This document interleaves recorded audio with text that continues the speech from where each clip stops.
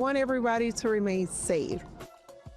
Ensure that you have your emergency supply kit. Ensure that you have enough items in your kit to sustain your family for 3 days. You have pets, make sure that you're also accounting for them. Right now we're standing inside the Big Shaker earthquake simulator. This simulator simulates a 7.5 magnitude earthquake. So the whole goal of this is to make sure that family and friends are prepared at home if an earthquake were to happen. So top-heavy furniture, TVs, any items that can turn into projectiles, especially glass, as we want to make sure we're securing those. People need to be self-sufficient to begin with. So we want people to be prepared at home. It starts with you and your family. You know, do you have your furniture secured? Do you have an emergency kit? Do you have a family communication plan? And when an earthquake actually does happen, remember the 3 things. It's drop, cover, and hold on that you need to do. What you should do is get down on the ground. That's what we call drop. Cover your head and neck, and if you can get under a table for additional shelter, that's going to protect you from what causes the most injuries, which is falling or flying objects. You can have your earthquake drill any day of the year. So if you haven't already registered at shakeout.org to be counted in the annual total or to find out a lot of the guidance materials we have, go to shakeout.org and join us. And that way you also get notified for next year when we'll be doing this again. Reaching out to seniors. The Office of the City Attorney joined Councilwoman Tracy Park to highlight free services that the city offers. The City Attorney plans to visit every council district to spread the word and offer additional support to seniors.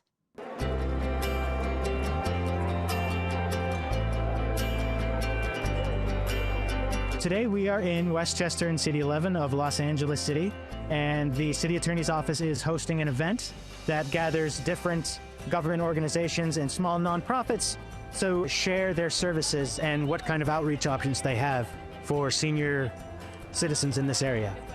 We offer free minor home repair and accessibility improvements. Talking about the Handy Worker program, which I'd never heard about it before, where they'll provide services to replace things, repair things, or whatever. So please reach out to us. Know that you can lean on us, and we are always here to help. We have providers from across city and government agencies that work very closely with our seniors to meet their needs in our community. You really need all the information you can get, and we all have questions. Our aim is to actually hit every city district. We definitely feel like senior citizens are sort of an underappreciated, underreached demographic that we want to share this information with them. They're all here giving information to all the seniors here about their services, and we're just kind of trying to find out what's available, and I found out there's lots of interesting things available for us I never realized, so this is great. Well, we have a rockin' senior center, and there's something for everyone. So I have a lot of fun here. I think more people should come. It's a community. Sometimes a lot of seniors get lonely or bored at home, so I think they should just come down here and just interact with their own peers and everything. That's what I like, just being around with other people. For more information, go to cityattorney.lacity.gov. You ladies have any questions for me?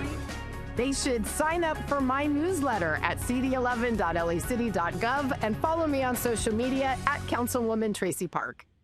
The LA Found program is a county-wide initiative that can connect caregivers whenever those they care for wander or go missing.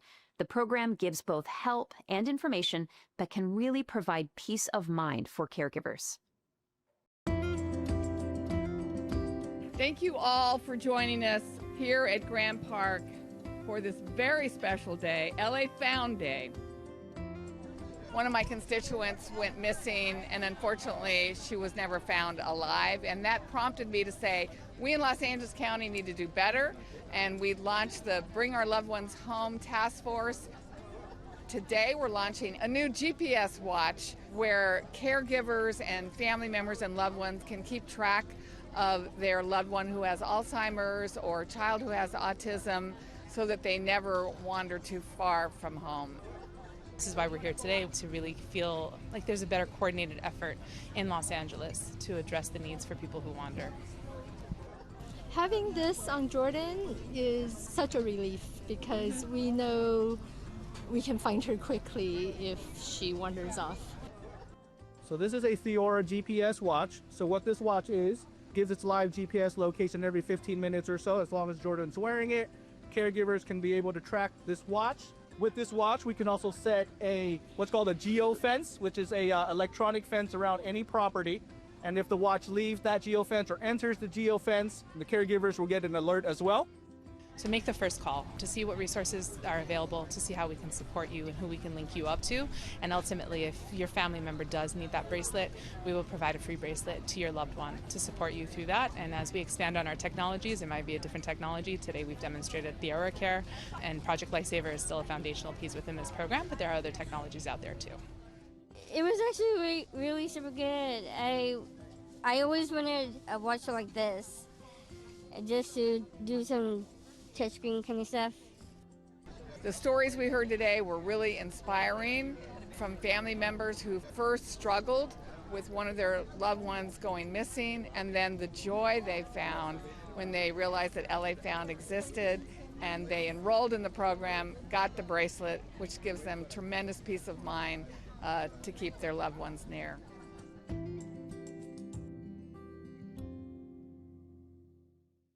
LA's Community Investment for Families Department gathered with advocates and survivors to mark Domestic Violence Awareness Month. The City of LA recognizes the unique challenges these survivors face, not only during this month, but year-round.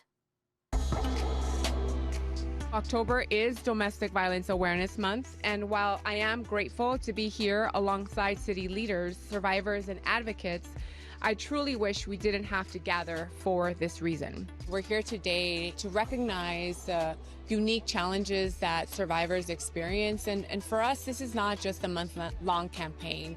This is a year-round commitment to continue to advocate for additional resources. This council has chosen to make historic and unprecedented investments in supporting survivors and their families. In 2024, we secured and have continued to sustain the single largest increase in survivor services in the city's history, adding 188 new domestic violence shelter beds to our system. Over the past decade, the city's investment in services for survivors has grown from $2 million to $18 million. This growth represents more than just a financial investment. It's a moral one. Today we're here to uplift the unprecedented and historic investments that we've made into programs such as Survivors First, which is a housing first program for survivors. $18 million have been invested in these resources to give people a landing place. Oftentimes survivors of domestic violence need to flee from their home that they've been used to so that they don't fall victim to the same forms of abuse.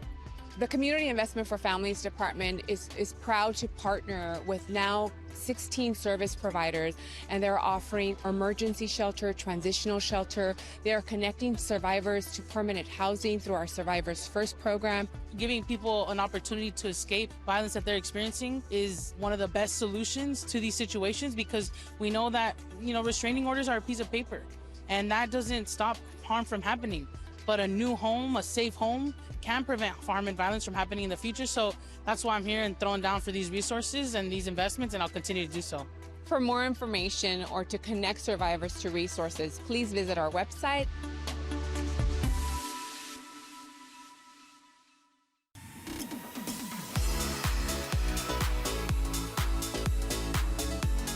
Mayor Karen Bass recently announced a new no-cost program through LA's Department of Water and Power, which is designed to help Angelenos save money on their water bills. The new Landscape Efficiency Assistance Program, or LEAP, is funded by a $14.6 million grant from the California Department of Water Resources.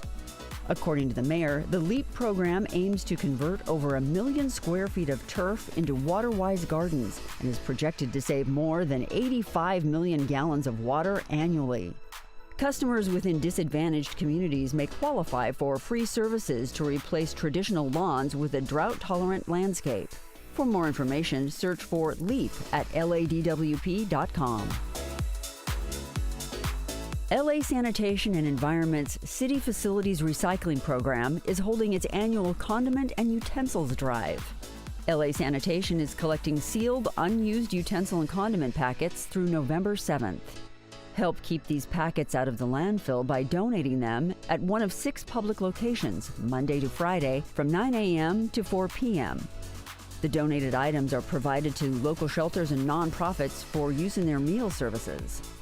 For more information, see the Education tab at sanitation.lacity.gov.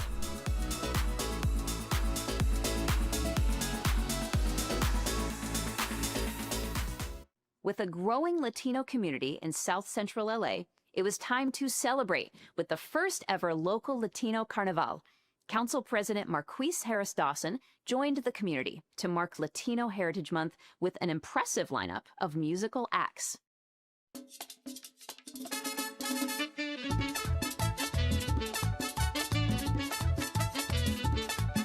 Today we're here at the Latino Carnaval, the first annual Latino Carnaval we've had in South Central LA. We have La Banda Limón, La Original, we have La Banda Maguey, we have Capaz de la Sierra. We have over 30,000 people have showed up and it's building. This is a celebration for all of Los Angeles, Latino Carnival here in the heart of the 9th Council District. I'm standing in today for my brother on the council, Councilmember Curran Price, who represents this area. This is one of the biggest celebrations we have anywhere in the state of California for Latino Heritage Month. And we're excited to celebrate today all the music, the art, the food, the dancing, but most important, the community. The significance to have the festival in South Central is that it's the heart of the Latino community in LA. Over 300,000 people that live in District 9, 80% of them are Latino. And for them to have a festival here on Avalon at South Park is a big deal and the first of many. Queremos que la gente siga disfrutando de la vida. Sabemos que esos momentos son difíciles, pero no podemos caer en la trampa del miedo y el terror y el trauma, que es lo que quieren hacer. Así es que invitamos a la comunidad latina que sigan con dignidad, que sigan fuertes. El pueblo protege al pueblo. De verdad que significa todo para nosotros estar aquí en este festival latino, especialmente en Los Ángeles, donde sabemos que está pasando muchas cosas, así que estamos representando a los latinos. We are here for you guys. We're here representing our culture, our beautiful, beautiful culture. And we're going to bring merengue, we're going to bring music, we're going to bring our vibe to all of you guys. Thank you so much. We love you. ¡Oro sólido! ¡Oro sólido! ¡Hasta las 15 de la mañana! Thank you guys for coming out to South LA. There's so many beautiful faces out there. Everybody was singing the words. So amazing in so many ways. It's hard to even pinpoint it. So yeah. It's a beautiful event.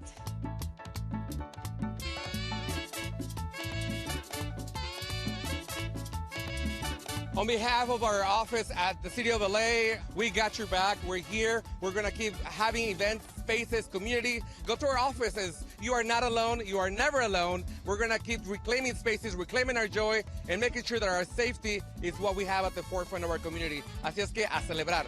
Keep celebrating.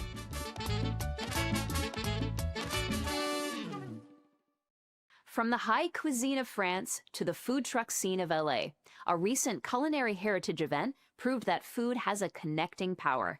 The celebration honored French and Mexican food traditions as part of the Olympic handover from Paris to LA. Welcome to La Plaza, and for those of you coming back, welcome back.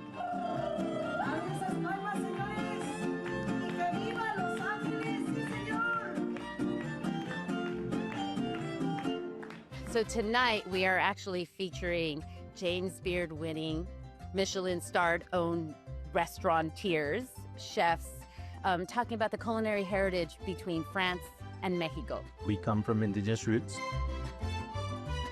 It's a really wonderful event here at La Plaza de Cultura y Artes that's focused around the Columbus Exchange, which is kind of a fascinating part of history. As expressed by 4 incredibly wonderful local chefs. So tonight we get to celebrate culinary arts as part of living cultures and the flavors and the techniques and the cultural heritage that they represent. Tonight, the Los Angeles County Department of Arts and Culture is collaborating with La Plaza de Cultura y Artes, where we are now, to present a special evening highlighting food as culture. The event is called LA Culinary Heritage, Mexico and France, as we are featuring 4 incredible chefs from LA that uplift Mexican traditions, but sometimes with a twist or with French techniques. Last year, we partnered as part of the Paris 24 Olympics and sent one of our partner chefs to participate in a culminating event as part of the Olympics and Paralympics in Paris. And one of the things we've learned is that there's actually a lot of regard between both cultures and a recognition of those similarities. And so in the experience last year in Paris, there were so many really interesting ways in which people connected the similar ingredients, but how they manifested differently. And so we wanted to do a similar thing here in Los Angeles. And here we are tonight, as you can see, with a crowd filled with people excited and hungry to learn about the culinary connections between Mexico and France. La Plaza is actually celebrating our quinceañera, our 15-year anniversary in 2026, and we invite everybody to come and experience everything from walking through our galleries, through our Summer of Salsa programs, to our Cinco de Mayo family days, and to be part of learning and experiencing all that makes Latinos in Los Angeles such an important part of our community. Getting in the groove and keeping joy on tap are vital experiences in these tense times. It was good vibes only at a concert in the park for Latino Heritage, where the community gathered to enjoy some Latin jazz sounds.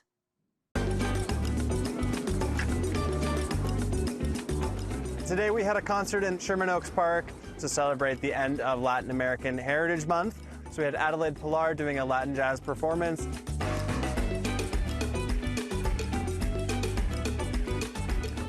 This is the first time when our office started doing these, the first time that we've started doing events here regularly. And it's been an exciting way to bring the community together. We're celebrating Latino Heritage Month, so it is a privilege to be up here with my band, representing all kinds of Latino countries, because I'm representing Mexico and Texas, Tejana, 100% right here. And then we have a member from Brazil, from Argentina, from Venezuela, our guitar players from Mexico. So I always say we're like the Latino consulate, right? We just make great music together that we want to share with everyone here, get them up dancing, celebrating our heritage, our culture, all the things that we're proud of. I think events like this and neighborhoods like this are just everything that you need. Obviously the community that it creates and just it's such a great environment. You know, anything we can do to bring people together like this is, 10 out of 10 in my book. We love to provide an opportunity for people to get out here and hear some music and dance in a free environment in a park that's in their neighborhood. We've been doing these for a few years now, and we think that this was a really great time to celebrate Los Angeles' Latino community. This summer has been an interesting season for concerts in the parks. We play a number of Latino neighborhoods, and the turnout has been hit or miss. There's a lot of tension definitely going around the Latino community. So please keep on coming, supporting live music. It means the world to us. You can find more information about what CD4 is doing at our website. In this week's feature story, we take a look at the Lincoln Heights Youth Arts Center. Based in the oldest of LA's suburbs, this is a place where the local youth step into the theater spotlight and learn all about stagecraft.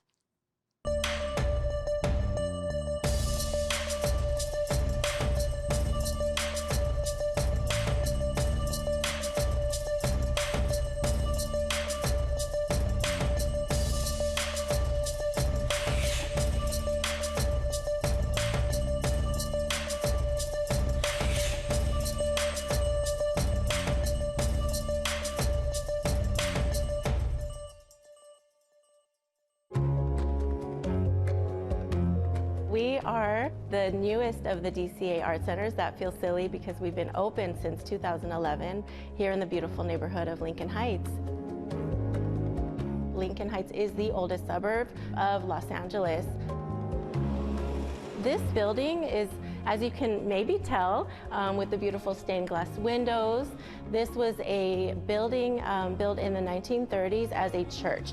And something that I really truly love about our center's history is that people constantly comment to us that it still feels like a sanctuary. It still feels like we are doing the work of healing people, coming together, finding joy, finding connection, and that is absolutely what still happens here today. We got our start as a music center, as a music education center. And since then, we've been really, really fortunate to grow our education programming into cross-disciplinary arts education. So now we offer musical theater, branching out of music. We also have a dance program. We also have classes in the media arts. We also have a poetry program. Our teachers are masters in their craft. A world-class pianist or a world-class phenomenal hip-hop dancer. We did a performance. It was really nice. I liked it.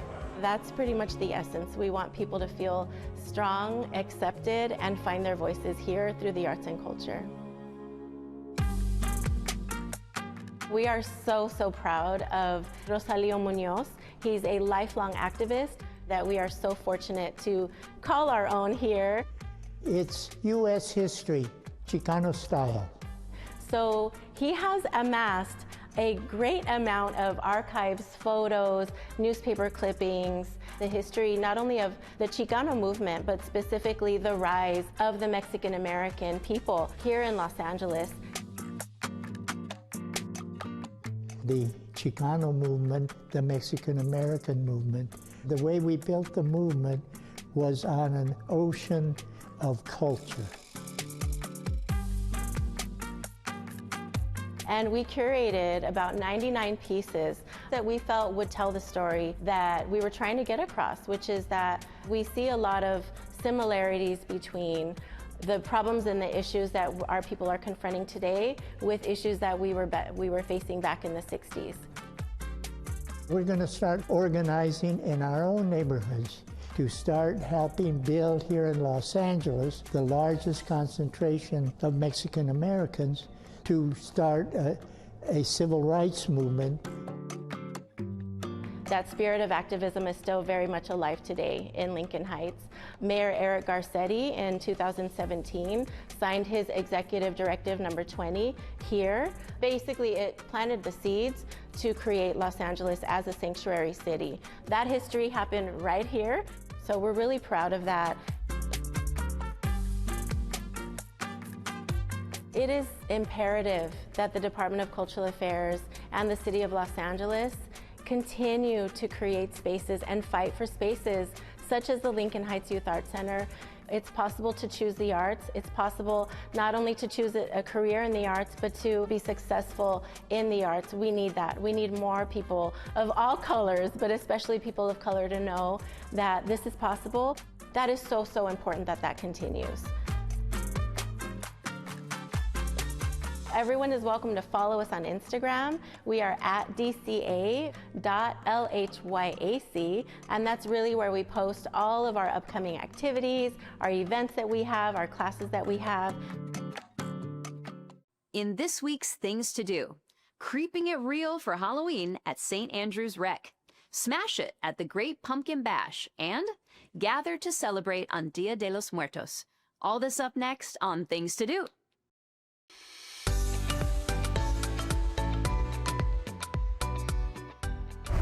The spookiest night of the year is here, and LA City Department of Recreation and Parks has scares aplenty across the city. Join Rec and Parks and Council President Marquise Harris Dawson as they present a frightful Halloween at St. Andrew's Rec Center. Along with a haunted house, there'll be costume contests, carnival games, arts and crafts, snacks, and more. Head to St. Andrew's Place for a truly haunted Halloween at St. Andrew's Rec on Friday, October 31st, beginning at 4:30 p.m. For more details, see the Instagram for the Rec Center at St. Andrew's Rec. The Great Pumpkin Bash is back. The annual bash is hosted by Councilwoman Katie Yaroslavsky, who says, smash it, don't trash it. After the jack-o'-lanterns have burned out, take your pumpkin to the 3rd annual Great Pumpkin Bash on Saturday, November 1st. Take your swing in the pumpkin smash zone and then compost those jack-o'-lanterns. There'll also be a kids' costume parade, games, prizes, pumpkin-themed treats, and a special activation by the Discovery Cube. Head to Pan Pacific Park for the Great Pumpkin Bash on Saturday, November 1st at 11 a.m. For more information, visit the newsletter section at cd5.lacity.gov. Join the 24th Street Theater for their annual Dia de los Muertos celebration. This year marks the 20th year of this community event. On Sunday, November 2nd, enjoy live music, dance performances, artisan and food vendors, altars, a Ferris wheel, and much more. Is that Council President Marquise Harris Dawson and Council Member Eunices Hernandez in their Calavera makeup? You never know who you'll meet in this festive crowd. Head to University Park for Dia de los Muertos at 24th Street Theater on Sunday, November 2nd, beginning at 6 p.m. For more information, check out 24thstreet.org. And that's a look at some things to do.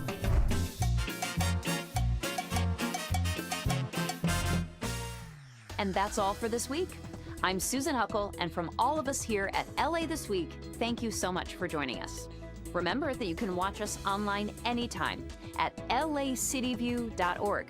We're also on Instagram, Facebook, X, and YouTube. See you next time for more LA This Week.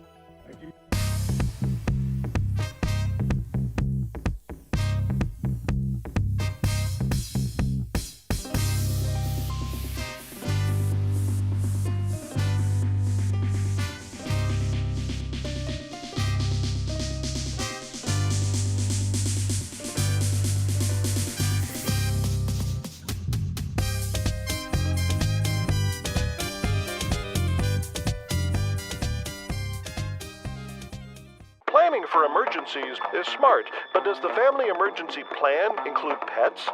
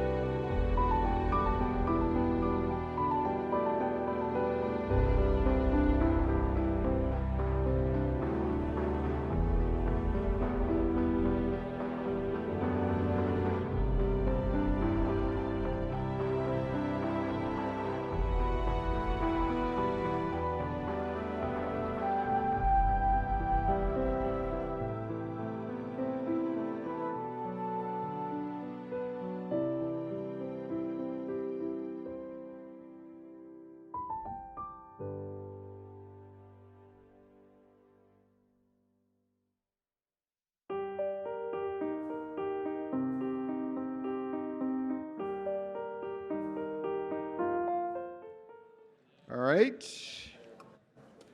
Good morning and welcome to the regularly scheduled meeting of your Los Angeles City Council. Today is Tuesday, the 28th day of October in the year 2025. Public comment for this morning's meeting will be taken in person in these council chambers. Mr. Clerk, let's begin our proceedings by calling the roll. Yes, Mr. President. Blumenfield, Harris-Dawson, Hernandez, Hutt, Jurado, Lee, McOsker, Nazarian, Padilla, Park, Price, Rahman, Rodriguez, Soto Martinez, Yaroslavsky. 10 members present and quorum, Mr. President. First order of business. Approval of the minutes of October 24, 2025. Councilmember McOsker moves. Councilmember Hutt seconds. What's next? Communitary resolutions for approval. Councilmember Lee moves. Councilmember Rodriguez seconds. What's next? Mr. President, today is Tuesday and it's time for the flag salute. All right, I'll ask everyone in the chambers to rise, face the flag, and follow along with Councilmember Lee. Thank you, Mr. President. If everyone face our flag, put your right hand over your heart. I pledge allegiance to the flag of the United States of America and to the republic for which it stands, one nation, under God, indivisible, with liberty and justice for all.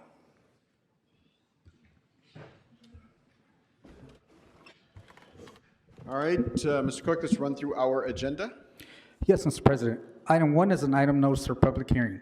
Items 2 through 21 are items for which public hearings have been held. Items 22 through 38 are items for which public hearings have not been held. Items 39 through 46 are closed session items considered by the Budget and Finance Committee. Items 47 through 49 are closed session items for which public hearings have not been held. 10 votes are required for consideration. All right, without objection, those items are before us. Do members have any items they would like to call special? Councilmember Rodriguez. Yes, I'd like to call item 17 special for comments. Item 18, I'd like to request we continue to October 31st. And for item 38, I'd like to hold for comments, please. Okay. Councilmember McOsker. Thank you very much. I'd like to ask we receive and file item number 10. Is there a second to this motion? Thank you. Thank you. All right, and I will, I'd like to call special items number 15 and 16 and move to adopt the recommendations contained in the Transportation Committee report for those items. Is there a second to this motion? Thank you. All right, Councilmember Hernandez. Thank you, Council President. I would like to call 15, 16, and 21 special for a separate vote. And I have a substitute motion for item 27. And I have an amendment and comments for item 30. All right, And Councilmember Jurado. for clarification, Councilmember, you would like a separate vote on items 15 and 16? And 21. And 21, thank you.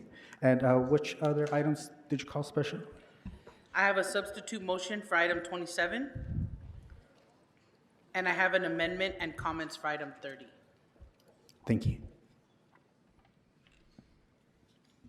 All right, any other specials members? Mr. Soto Martinez? Council President, item number 19, can we just hold that till after public comment, please? After public comment? Yes, please. Okay. All right, any other specials members? All right, Mr. Clerk, what items are available for votes at this time? Mr. President, there's a request to continue item 11 to Wednesday, October 29, 2025.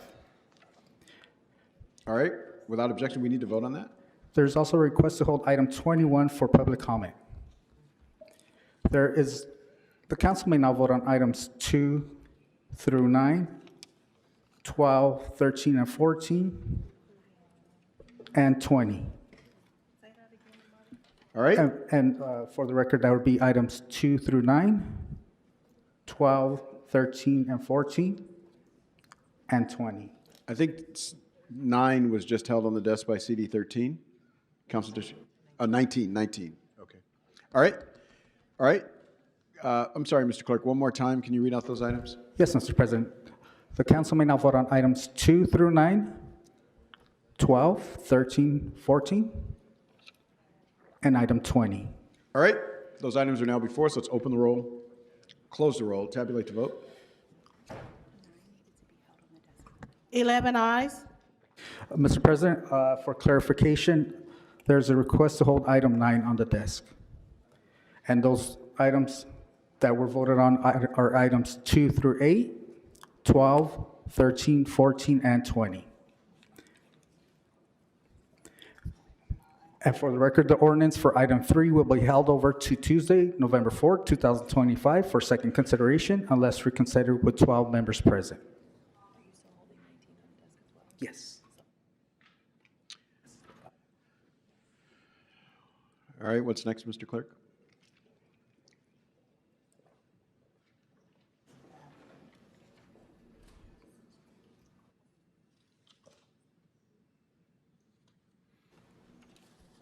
What's next, Mr. Clerk?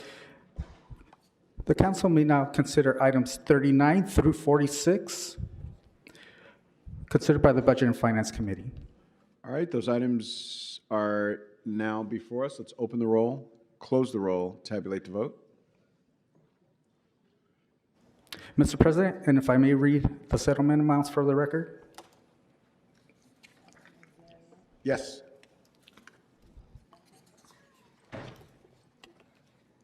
And does the committee chair of the Budget and Finance Committee wish to make any comments on these items? These are items 39 through 46. Councilmember Yaroslavsky. Thank you. The Budget and Finance Committee considered and approved items 39 through 46 in committee on October 21st. I recommend we approve these items.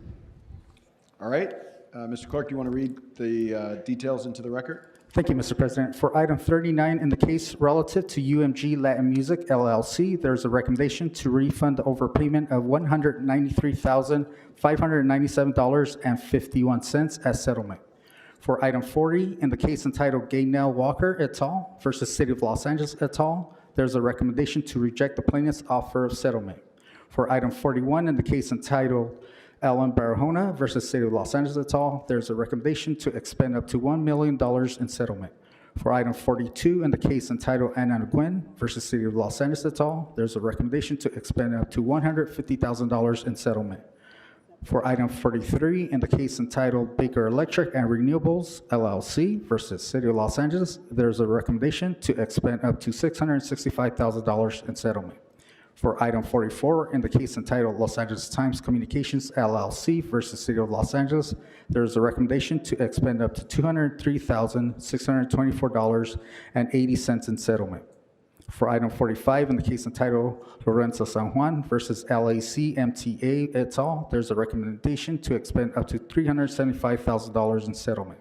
And for item 46, in the case entitled Robin Friedman versus City of Los Angeles et al., there is a recommendation to expend up to $200,000 in settlement.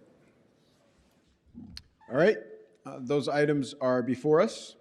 Let's open the roll, close the roll, tabulate the vote. 12 ayes. All right, what's next? Mr. President, the council may now reconsider item 12 with 12 members present if the council wishes to do so. All right, let's open the roll on item. Sir, if there can be a reconsideration vote, sir. Thank you. Let's open the roll on reconsideration of item 12, close the roll, tabulate the vote. 12 ayes. All right, and let's open the roll on item number 12, close the roll, tabulate the vote. 12 ayes. All right, what's next? The council may now proceed to public comment. All right, we have a few presentations this morning. We're going to begin with Council Member Nazarian of the 2nd Council District. Thank you, Council President. Thank you, colleagues, also for this opportunity. It gives me immense honor and pleasure to invite Catholicos Aram I to Los Angeles City Hall and to our chambers. I wanted to speak a little bit about His Holiness and tell you a few points about his accomplishments for the Armenian community worldwide. His Holiness Aram I, Catholicos of the Holy See of Cilicia, is the spiritual leader of Armenian Orthodox Christians in communities throughout the Middle East and the United States. Born in Beirut, Lebanon, he pursued his theological and academic studies in Beirut, in Geneva, at Oxford, and in the United States, earning multiple degrees in divinity and sacred theology. He led the Armenian Orthodox community of Lebanon through the agonizing years of the Lebanese Civil War, 30 years ago, he was elected Catholicos of the Holy See of Cilicia by an electoral assembly composed of clergy and lay representatives from Armenian communities from throughout the world.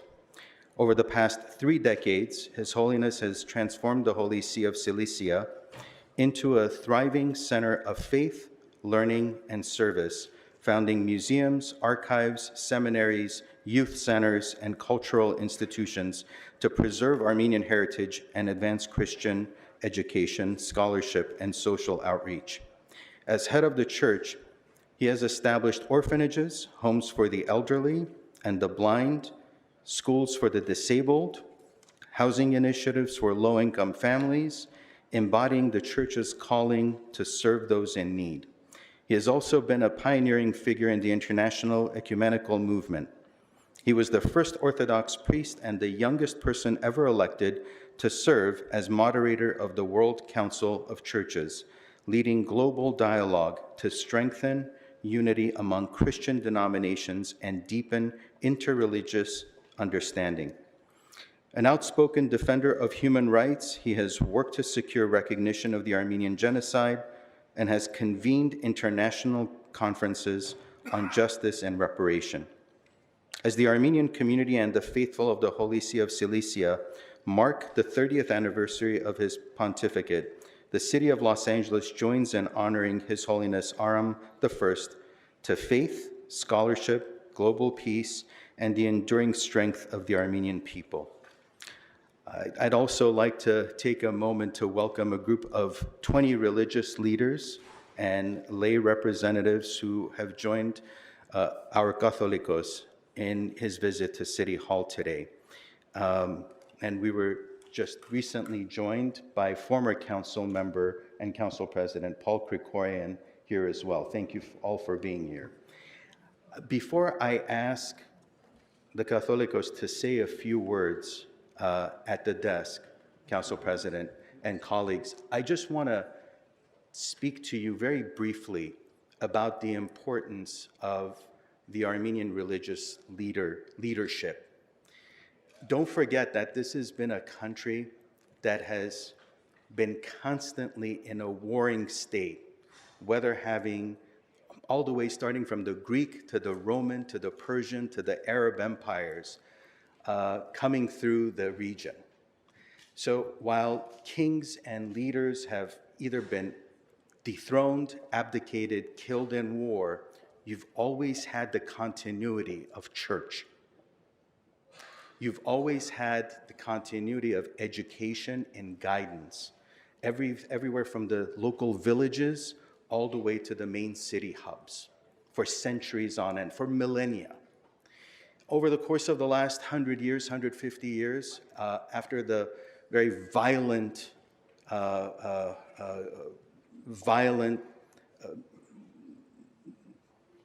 sentiments of the residue of the Ottoman Empire and the new Turkish state towards Armenians in the region, when the massacres happened, when the genocide happened in 1915, you literally had a country of orphans left behind. If it wasn't for the churches leading the missions, collaborating with relief organizations here in the United States, there wouldn't be an Armenia today. The Soviet Union, as it was establishing after the First World War, came over and grabbed what was left of Armenian lands and these orphans that were left behind. And under that yoke of the Soviet era, again, you couldn't have your own leadership. And the church was quite muted as well in that process. So what ended up happening was we had a lot of the church leaders acting as guiders of the Armenian community, of Armenians in Armenia and Armenians in the diaspora. And so that's the lineage that the Catholicos brings for me. That's the heritage that he brings for me and what he's done to preserve the community, the language, and its characteristics that make Armenians what they are today. So with that, it gives me great honor and pleasure to welcome Catholicos to the City Hall chambers. Thank you for being here. I look forward to another 30 years of your service, or as long as you want to continue serving. And I would be honored if you would say a few words to our dais, to our body from the desk. Please.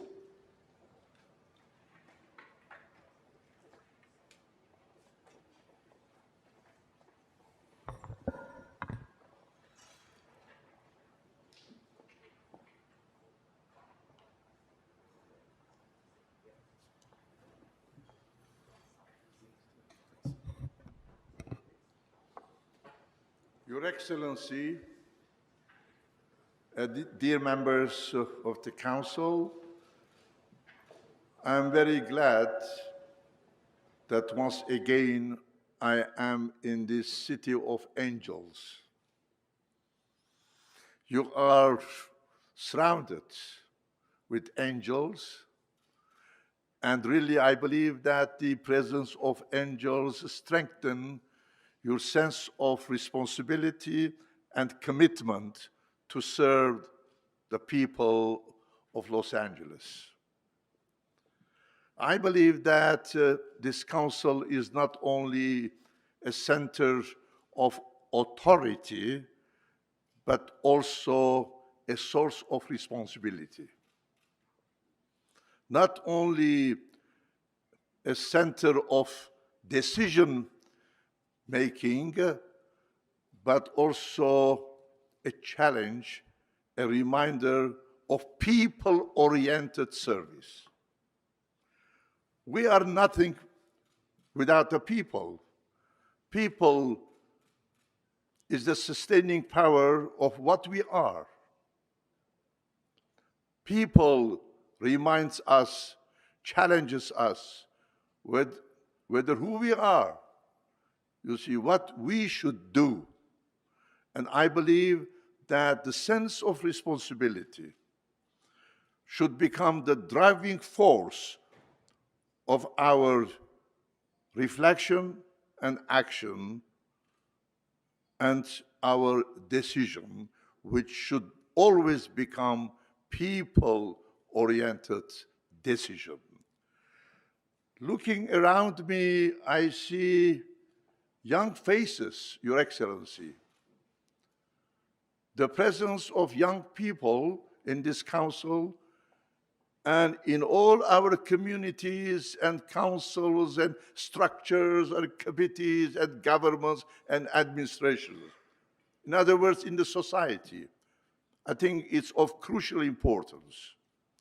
Speaking about our youth, I always remind them and remind us, belonging to all generations, that the youth doesn't belong to the future.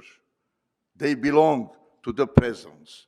And as such, our youth are called to play an active role in all spheres and at all levels of our society life. I cannot imagine a dynamic, vibrant, forward-looking society without the active presence of youth. So I really greet the presence of youth in this council, and I believe that they are playing an important role in all your reflections and actions. America is a country of opportunities, indeed. America is also a country of values: freedom, liberty, justice, human rights, and people-oriented action sustained by responsibility and the sense of togetherness. We are together in the United States of America and also in Los Angeles. We belong from different religions, ethnicities, we have different backgrounds, but we are one in this city. This is the city of coherent diversities. And these diversities, I believe, are concretely expressed in this council. a council which has one goal: to serve the people of Los Angeles with the profound sense of responsibility. Therefore, I greet you in this spirit, and God bless you all, and God bless the city of Los Angeles.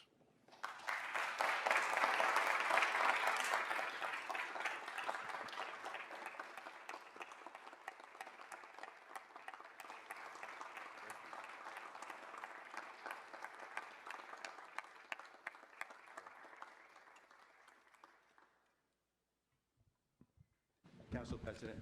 Thank you so much, Mr. Nazarian, and thank you, His Holiness, for gracing us with your presence. I think this is my second time being in your presence since being on this council, and so we count it a privilege that you find what is happening here in the city of Los Angeles important enough to stop by the people's house of this city. So thank you so much for being here, and you are always, always, always welcome.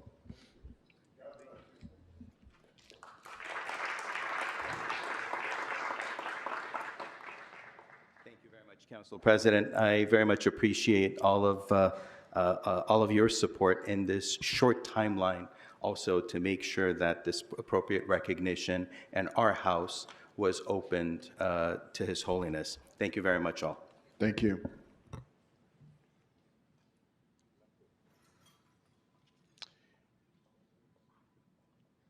All right, and we'll let His Holiness and party exit. And then after that, we will go to Mr. Blumenfield.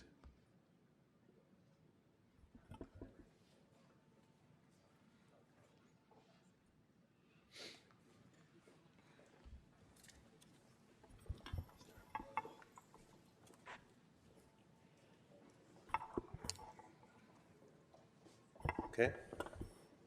Mr. Blumenfield. Thank you.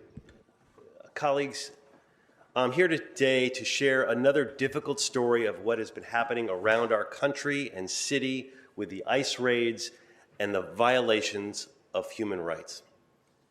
Last week, I had some folks actually lined up who had witnessed their car wash coworkers being abducted, leaving behind minor children who were not U.S. citizens.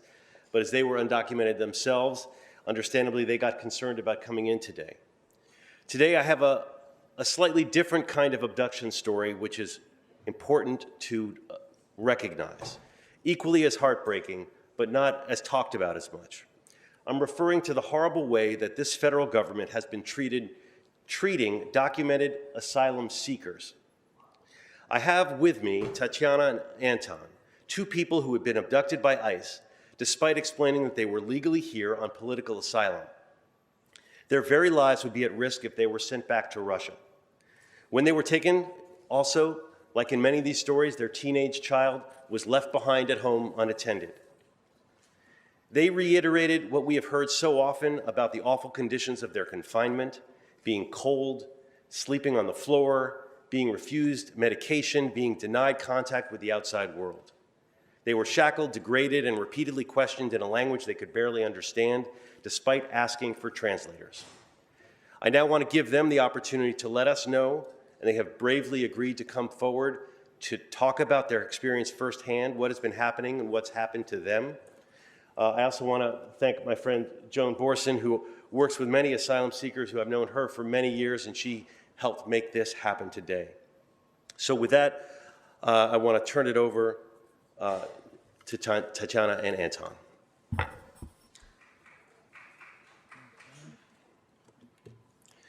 Good morning, everyone. Thank you.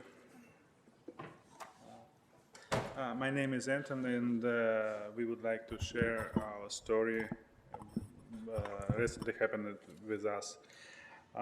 We came to United States and then of the 2022 took previously planned trip, Christmas in New York. And while we been there, we received a message about Russian police sent summons for irrigation us according our political opinion and attitude towards the war. We were frightened at this situation, decided to stay temporarily in the US. And after we received one more message about that, we decided to apply for political asylum. We contacted an attorney to help us to fill Form 589, and after 150 days, since our case had not yet been adjudicated, we submitted Form I-765 and received employer authorization and began looking for jobs. I went to work at a car detailing studio. My wife found a job like a house manager responsible for household oversight and assistance to homeowners. Our son enrolled at a local high school. We're just awaiting our interview with immigration services. But on August 21, 2025, around 7 a.m., I went out for my usual walk with our dog. Suddenly, a car without any identifying marks stopped in front of me when man got out. His first question was, "Are you Anton?" And second one, "Are you Russian citizen?" I nodded. Next, he immediately said, "You under arrest, you overstayed your visa." Two other men approached from behind. One grabbed my phone, other put handcuffs on me. I said I had documents providing I was legal to live and work in the US and that I could show them. They said it didn't matter. You overstayed your visa, you're under arrest, you're coming with us. They placed me in the car in handcuffs on the front seat. Also, they asked, "Is your wife at home? Come here to take the dog." When Tanya came out, they immediately handcuffed her and said she was under arrest too for staying visa. I tried once again to explain that we had all documents allowing us to remain legally in the United States. And also we had a lawyer, work permits, real IDs. It doesn't matter. For them, I was wearing athletic shorts and t-shirt, and my wife was in her pajamas. They handcuffed her, left the dog in our backyard, and took us to ICE facility in downtown Los Angeles. I was placed in holding cell with about 50 other men. There were 2 open toilets and sink in the middle of the 1,000 square feet room. Lights will never turn off, making it possible to tell the time. There was no Gideon, no access to toothbrushes or towels. It was extremely cold, around 55-60 degrees Fahrenheit, with air conditioning constantly on. And I was called for questioning by CBP officers. And the first question was, when did you cross the border illegally, first time? I replied, I never crossed illegally. I came with valid visa, filled form for asylum, and I have employer authorization, and I have a form that says I may remain in the US while my case pending. They seemed surprised and sent me back to holding cell. When I asked the ICE officer why I was arrested when I had all legal documents, one of them said, "You are a legal immigrant, we plan to deport you."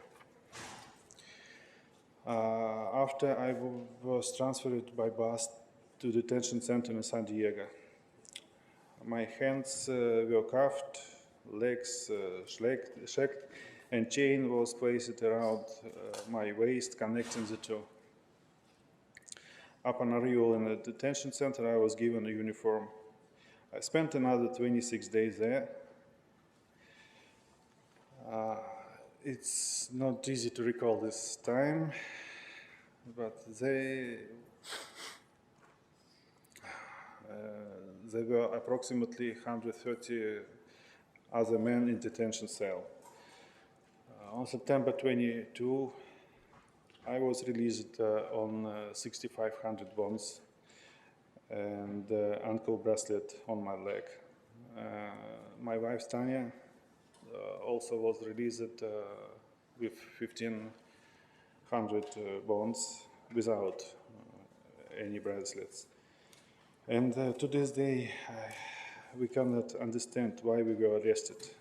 And we still don't understand how it was possible to leave minor child at home without parental care. And I never thought such a thing could happen in this country. Thank you for this opportunity for us. My turn. My wife's story.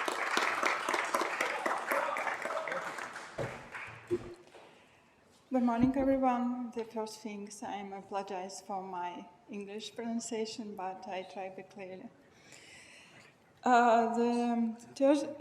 Thursday, August 21, it was my day off. I woke up like usually at 7:30, take my pills and fall asleep again. When I woke and pick up my phone, I saw about 5 missed calls from my husband, who was out walk with our dog. I called him back, and he said, "Tanya, I have been arrested. I'm with officer. You need to do something with our dog." And in the background, I heard a man's voice and speaking in English.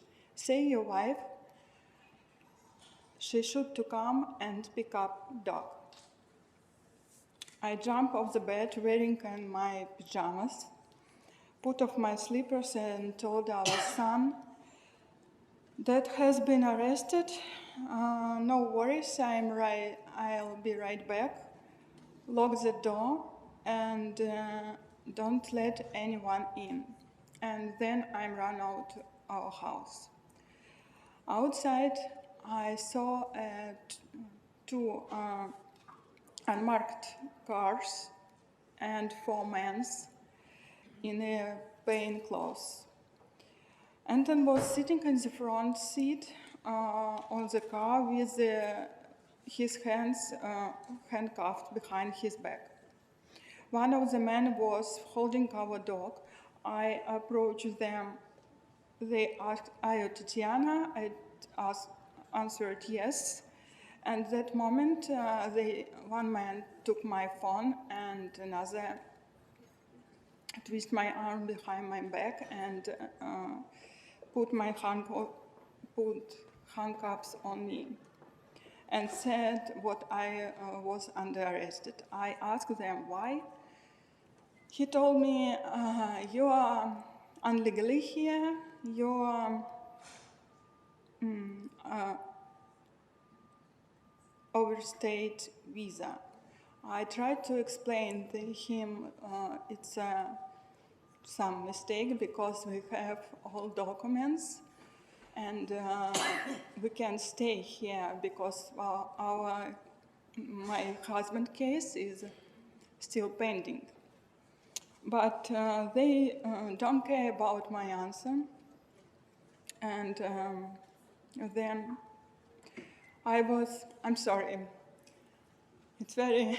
You're doing great. You're doing great. Thank you for sharing. You're doing great.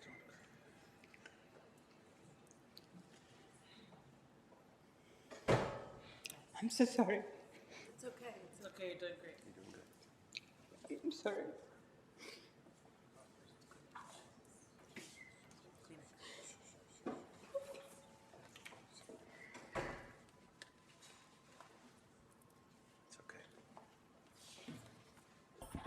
It's a very situation. But these shocking stories are happening all over the country. Our community here is no exception. What she was describing is how they left her son in the house and the conditions that she had to be under. Yes, as Jones pointed out, there are many Russian couples who are here who would potentially be killed if they were sent back to Russia, and they're in this situation. So many people who have been calling Los Angeles their home for decades, and people who are here on asylum as well. This administration is harming our communities and seems to be throwing our constitutional rights out of the window. This is America. This is not Russia. Sadly, the stories we hear today make it seem like we increasingly have more in common with Russia than we ever had, and for all the wrong reasons. So we need to do what we're doing here. We need to do so much more, and I thank you, Council President, for having these meetings here where we are collecting the receipts. We are documenting these stories. We are bringing brave people like Tatiana and Anton and all the other folks who have come forward here to speak their truth, to speak it publicly here, which is no small feat. As I mentioned earlier, I had numerous other people coming at different times who pulled out at the last minute out of fear. This is a crisis that we are in this country. We need to uphold the American values. You know, at the beginning of this meeting, we pledged allegiance to the flag of the republic for which it stands. Well, what does it stand for anymore? And we want to make sure that it stands for human rights and for all of our rights. So that's why we're doing this. And Council President, thank you for allowing us to start this meeting with this presentation, as you have on so many other occasions. And their story is sadly one of so many. But thank you all for listening to it. And thank you for bringing them in, and Anton and Tatiana, where you are. Thank you for coming forward. Thank you so much, Mr. Blumenfield. Councilmember Rodriguez. Thank you.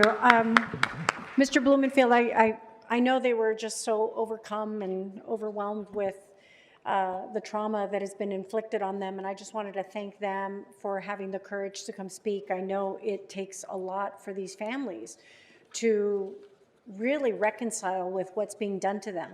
But I just wanted to remind everybody, because the false narratives that are being projected, this is a couple and a family that was told to do things the right way.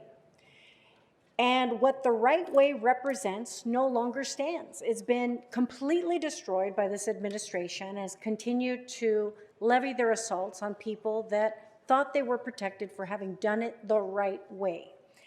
And it's clear that it is becoming more and more indiscriminate about who's being targeted and how they're being targeted. And it's sadly just a reminder for me as I find myself continue to be torn by being celebratory around other activities that are happening in this city at a moment in time when this assault continues to be levied around people in our communities.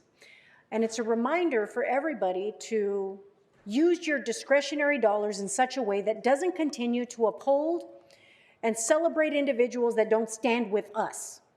And I'm going to say that over and over again, because while everyone likes to tweet and celebrate all these false narratives for organizations that don't stand with us, it's a reminder that as these assaults continue to inflict harm, irreparable harm on our communities, that we have to really challenge ourselves with what we stand for and who we stand with, and whether or not these individuals stand with us. So again, my thanks for you to bring them in and for them to have the courage to speak. And I hope this council will have the courage to stand with people like them in the wake of some of the other activities that are happening. Thank you. Thank you so much, Councilmember Rodriguez. And again, we want to thank the family that came in to testify today, and Mr. Blumenfield for bringing them. And just so that the record is crystal clear, as I heard it, her husband was arrested walking the dog. He got instructions and permission to call his wife to come get the dog, which was just a trap for her to walk out of her house, at which time she was arrested. So just so we're clear about what's happening here in our city. So again, thank you so much for that. And Mr. Blumenfield's exactly right. We're trying to keep the receipts. because we know what's happening today is not going to last always, and we don't ever, one, want it to be forgotten, and two, at some point, we want to come back for justice. All right, Mr. Clerk, what's next? The council may now proceed to public comment, sir. And Mr. President, before I read out the instructions, I want to warn Mr. Herman. To be clear, this is not because of you dancing in the middle of the aisle, as distracting as it might be. This is not because you continue to flip us off. This warning is because you interrupted Councilmember Blumenfield when he was trying to introduce the speakers during the presentation. I heard you yell out, F you, and while you're welcome to do so during general public comment, you cannot do so when you're not at the podium and while a council member is giving a presentation. We cannot require you to be a decent human being, but we can require you to abide by the rules of decorum in this room and the Brown Act. So this is your first and only formal warning. Do not disrupt this meeting. If you do so again, you'll be subject to removal and exclusion pursuant to Rule 7 and Rule 12. That, I will read the instructions. Mr. City Attorney, before you read the instructions for public comment, I want to call on Councilmember Hernandez around item 30 at this time. Councilmember Hernandez. Thank you, Council President. Please join me here. Colleagues, my motion instructs DOT to fabricate and install a ceremonial sign at the intersection of West 7th Street and South Parkview Street as Kent Wong Square, the champion of worker, justice, and immigrant rights. The UCLA Labor Center in MacArthur Park is a symbolic location where Kent spent over 32 years building up his work. His advocacy was what secured the $15 million from the state to actually purchase that building and make it an icon and a landing place for many of our communities, many campaigns. He was the founder of many organizations that make an impact still today in the city, such as Lanes, Sage. And we just want to make sure that everybody that comes to that neighborhood and comes to the area remembers forever the work that Kent Wong has done to impact our city forever. And that's why we have done this. And I welcome any colleagues if you all want to add that. But I want to thank his family for being here. We have Jaylene Wong, his wife, Ryan Wong, his son. We also, his brother is not present with us, I believe, today. But Marshall Wong was here the other day. And then we have friends here with labor that are also joining in support. And thank you so much to Councilmember Hugo Soto Martinez for seconding my motion. May Kent Wong be resting in the warm embrace of our ancestors. And may Los Angeles remember him and his work and his love for the city and the people forever. Thank you. Thank you so much, Councilmember Hernandez, and thank you to the Wong family for being with us, and thank you for the gift of Kent Wong. Brian. Good morning, council members. My name is Ryan Lee Wong. I'm Kent Douglas Wong's older son, and I want to offer greetings on behalf of my mother, Jay Lee Wong. Thank you for considering this motion. Today we're mourning not only a labor leader and visionary for the city of Los Angeles, but also my father and a loving husband. My father who, despite his busy schedule, took time to pack me lunch every single day of my school life. A father who tried to break a lot of the gender norms that cause injustice within the family. So we care not only for social justice, but personal, interpersonal justice. My father's vision for the UCLA Labor Center, now the James Lawson Jr. Worker Justice Center, was for it to be a crossroads, a place to extend UCLA into the immigrant and working communities near MacArthur Park. He imagined a place where immigrants, organizers, public servants, and scholars can come together to envision a better future for this city. And I want to thank Councilmember Hernandez for putting forth this idea of renaming the square in front Kent Douglas Wong Square. My dad was a humble person, and he wouldn't be interested necessarily in the name, carrying his name, but what he stood for. So my hope is that this square serves as a testament to what he believed for and fought for his entire life. I hope this square serves as a welcome to everyone who walks through it to join in what he stood for. Creative, nonviolent, people-driven movements to reshape our city and world. Thank you so much. Thank you so much. Let's give them a big round of applause for being with us today. and I could see that the spirit and energy of Kent Wong lives on. Thank you so much. Councilmember Hernandez, if there's nothing else, we'll go to public comment. All right, Mr. City Attorney. Yes, Mr. President. To people providing public comment, when it is your turn to speak, please state which of the agenda items you'd like to speak to. You will have 1 minute per item, up to 3 minutes total for the items open for public comment. When speaking on the agenda items, you must be on topic. Our goal is to get through as many speakers as we can. If you are not on topic, or if we cannot tell whether you are on topic, you will get one brief warning from me or the council president. At that point, you need to get immediately and clearly on topic. If you do not do so, or if you again stray off topic, you will forfeit the rest of your speaking time and we will move on to the next speaker.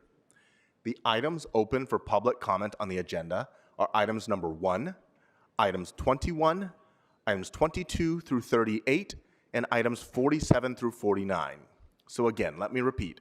The items that are open for public comment on the agenda are items 1, 21, 22 through 38, and 47 through 49. Members of the public may also speak for up to 1 minute for general public comment. During general public comment, members of the public may speak to any of the items or anything else in the city's subject matter jurisdiction. I have a couple more announcements if I could have the interpreters make this first one aloud to the room, please. If you require a Spanish language interpreter, please make sure to pause every few sentences so the interpreters can interpret. Si requieren interpretación en español, por favor asegúrense de pausar cada frase o dos para darle al intérprete la oportunidad a traducir. Don't worry, we will pause your time while the interpreters are interpreting, so you will get the same amount of time as everyone else. Thank you. Y no se preocupen, les pausaremos el tiempo mientras el intérprete está hablando, entonces recibirán la misma cantidad de tiempo que las otras personas. Gracias. Additionally, in order to help us run an efficient public comment period and accommodate as many people as possible, we would ask that you please wait until you hear the name that you signed up under before lining up on your left-hand side of the council chambers to speak. The order in which the names are called at random, that is to say that it is randomly generated. One final announcement, if you are requesting an accommodation or if you have requested an accommodation under the ADA, please let the sergeants know so that we can do so. And if you would like the handheld mic because of one of those accommodation requests, please wait until your name is called and then let the sergeants know so that they can provide you with the handheld microphone. Thank you.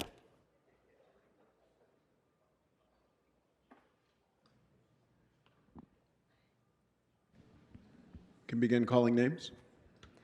I will begin by calling the following names: Goddess Dana, Mark Merrick, Lily Phillips, Ryan Lee Wong, and Estela Flores. All right, before our first speaker, I want to call on Mr. Nazarian. We got a verbal amendment. It's a friendly amendment. I move that item 9 on today's council agenda be amended to adopt the following revised recommendation, and I'll read for the record. Resolve to adopt pursuant to Charter Section 242B, a change to the jurisdictions of the Transportation Committee and Energy and Environment Committee to include electric vehicles and electric vehicle chargers. Thank you very much. Is there a second to this motion? All right, second. Thank you. Mr. Clerk, you got that? Yes, sir. All right. Now we can go to call names and have public comment.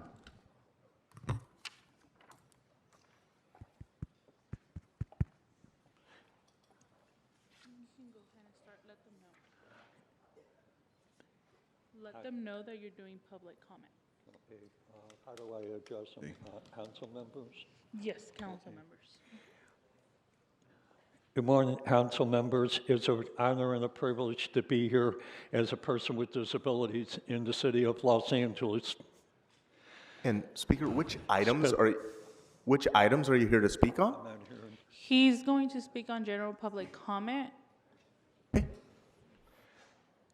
I live at Triangles or Apartments in Los Angeles, California, and I'm a member of the Los Angeles LGBT Center in Los Angeles as well. And I've been there for about I moved in September of 2023. I'm originally from Illinois, and I'm very surprised with Los Angeles and their approach towards people with disabilities, as well as the LGBT people with disabilities, which are covered under the Americans with Disabilities Act.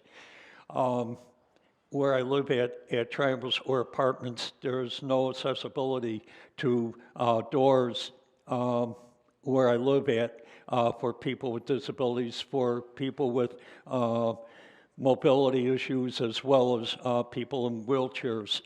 I'm appealing, please, have someone go out there and take a look. And we need some assistance, real assistance. And I've been hearing since I've been at the Los Angeles LGBT Center, there's a problem with funding for these projects. So I'm appealing to the Los Angeles County as well as the members here to.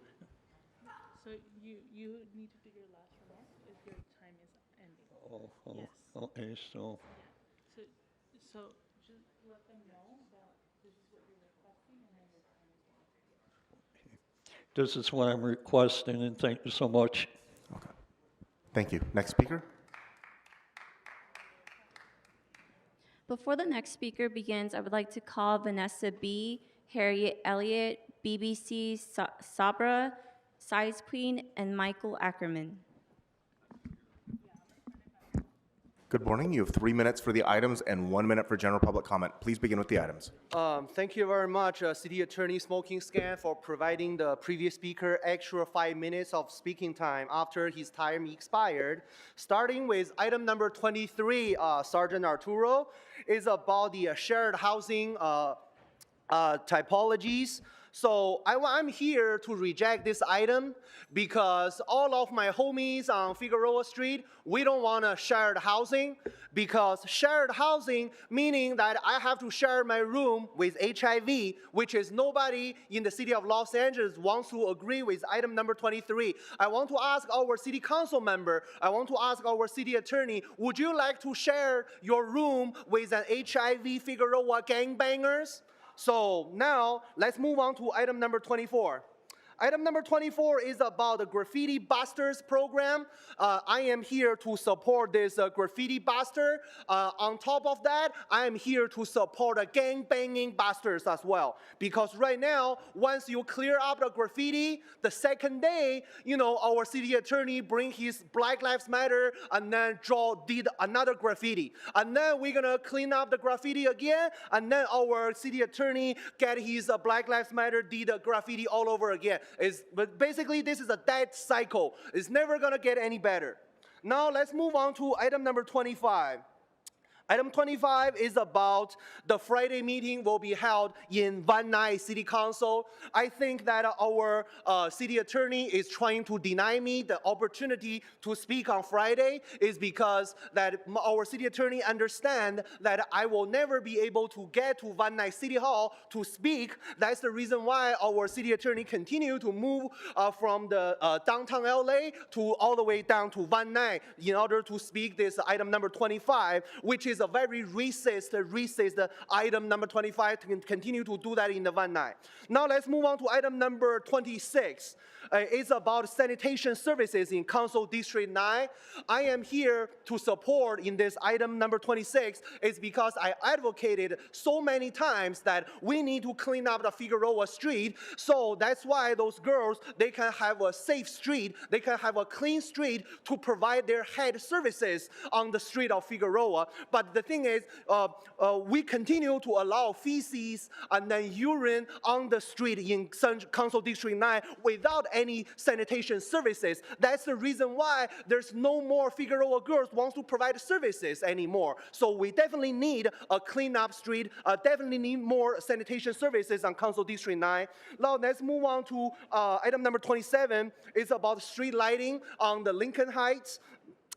Yes, Lincoln Heights girls need street lighting because if they cannot see, then they don't know. I don't even know if I'm getting services from a male or female General public because comment? there's no street lighting. I don't know who is giving me services, male or female. So I need street lighting. General public comment. I am here to support, to denounce the ICE raid because one of my beloved community member, Miss Guadalupe, was recently kidnapped by ICE. So right now, every morning, we do no longer have a burrito taco services anymore in our neighborhood because they took away Miss Hernandez. And then right now, in other people of the community, whenever they do not have access to head services, we always go to Miss Hernandez. But right now, ICE took our community head services provider, Miss Hernandez. We no longer, nobody can get any head in the city of Los Angeles anymore, especially when Dana told me that she does not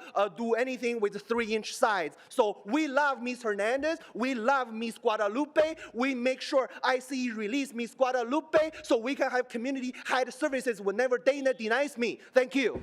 Speaker, your time has expired. Next speaker. Harriet Elliott. I was going to speak on one, and all I have to say about it is no proliferation of liquor stores. Okay, number 22. I am totally on the side of young people finding youth for housing and homelessness for youth. Okay, I'm so glad that we're doing that. I want to mention that somebody thought we liked Putin. Someone likes Putin. Down with Putin. Okay, I don't think anyone likes Putin. An autocrat. My other thing about this morning is that in the library, there's a thing about Armenia, and it's something the center will not hold. And anyway, I urge people to see that. It's very nice. Okay, the entire world, this is a very, very right-winger. Speaker, which item are you speaking to? Public comment. I'm moving You have over. 1 minute for general public comment. This guy is a very more right-wing than Trump, and I hope you guys call him. I've left his phone number and his email, etc. And it's up to you to call him because I don't agree with anything he says, almost anything. The entire world is going to be raped by this beast system. He's talking about directed energy in the worst possible. That's the only thing I agree with this guy in the worst possible ways. And so if you're really determined to fight this New World Order in the future, you need to start building EMF bunkers and armor right now. Having all this ready to go can take up to a year, and it's time you start. The system has already begun applying financial pressures against and listen to this guy, you can tell where he's coming from. Patriots, purebreds, truthers, and conservatives as a demographic. I also want to bring up the woman, Renee Pittman, and I'll bring her thing next week. I already have it. It's about silent sound that goes into your ear. It avoids the ears. Thank you. Before the next speaker begins, I would like to call up Duarte BBC, Jerome Cohen, William Good, Bonnie Blue, Graciano Clark, and George Bocanegra. Speaker, which item would you like to speak to? General public comment. You'll have 1 minute. Thank you. Good morning, council members. My name is Vanessa Bautista. I am the community relations strategist for Best Friends Animal Society here in LA. I'd like to invite everyone to join us for our annual super adoption event happening this Saturday, November 1st and 2nd at the Rose Bowl. This is Los Angeles' largest adoption event featuring hundreds of adoptable dogs and cats from LA Animal Services and our local rescue partners. It's a fun, family-friendly weekend where Angelinas can make a life-saving difference and maybe even meet their new best friend. Events like this help reduce shelter overcrowding, support our city's efforts, and connect the community with vital pet care resources. Thank you for your time and for your continued partnership in helping LA, make LA a model for compassionate, life-saving communities. Thank you. Speaker, which items would you like to speak to? General comment. You'll have 1 minute. Good morning, my neighbors. I'm not a fan of bad words or even the First Amendment in particular, but I am a fan of the law. And if you continue to shirk your responsibility to ask for the highest level of law enforcement oversight, you should expect to hear bad words.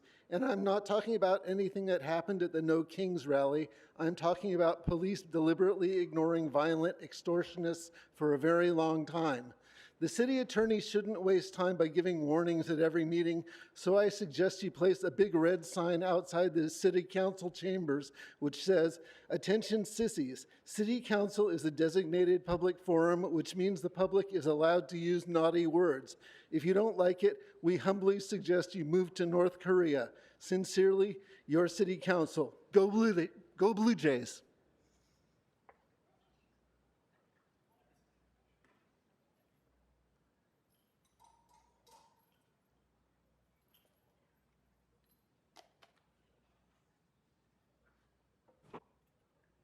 Test. Speaker, Test. which items would you like to speak to? All motherfucking items. You'll have 3 minutes for the items. Ladies and gentlemen, Your Honor, and assholes of CD 13 regarding this convenience for necessity and more alcohol. Have we not learned what happened when that illegal immigrant drove his semi into vehicles without one fucking brake on and killed 3 people?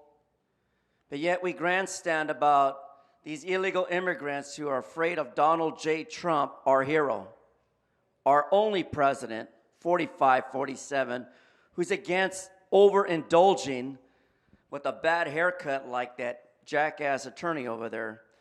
God bless Donald J. Trump. Yes. My recommendations for off-site consumption is fuck you, Dawson. No more fucking alcohol. Thank you, Smoke and Scan, for the shout out and the scream. Smoke and Scan again. We don't need illegal immigrants driving on our freeways, killing innocent people because they're so fucked up, drunk, fucked up on drugs, and fucked up like Dogson up there with that fat girl. Then you go to item 23 regarding housing. Fuck housing in Los Angeles. It does not support any veteran, any American, any individual in here because of these racist, indespicable piece of shit local government called lawbreakers. Criminal corruption. Just like in the days of Noah's Ark. Corruption and criminal lifestyles that they love. That's item 23 for the record. Dickhead with the bad haircut. Grote. Then Smoke and Scan, I go into Harris Dogson and that little beady parrot from Pacoima. Yeah, they're having a meeting in Van Nuys on Friday, Halloween. The only Halloweeny I'm going to grab are these ones here like Michael Jackson. Because that's the only belief I have in Halloween, your fucking pagan holidays. This society is really going to the fucking dogs. Woof, woof, woof. And the only hero besides Smoke and Scan and his audience is Donald J. Trump. Vote no on 50. Fuck you, Dawson, because you're not listening. Item 25, the Juju Bloomfield and his illegal immigrants on ICE. Fuck you too on item 26. Thank you, Smoke and Scan. Then item number 31, Blumenfield, and that fucking criminal from CD 14 who allows our community to be run down by your illegal, inappropriate actions against ICE, against our government, and against Donald J. Trump. Now into my public comment. You have 1 minute. As you've heard, ladies and gentlemen, our society has become a criminal government. And I'll read into the record this case under case number 24 STCV 16690, Abraham Cruz versus the City of Industry. Now, illegals come in here and they get everything fucking free, right, Smoke and Scan? No, fuck local government. It's not free. I, an American citizen, I, AKA Batman, know that goddamn America is doomed. So, in this case, everybody, why is it after 5 years of service in the City of Industry, this fucking government is giving these motherfuckers 5 years of lifetime insurance? 42 U.S.C. 1983 politely. Speaker, your Fuck time is up. you.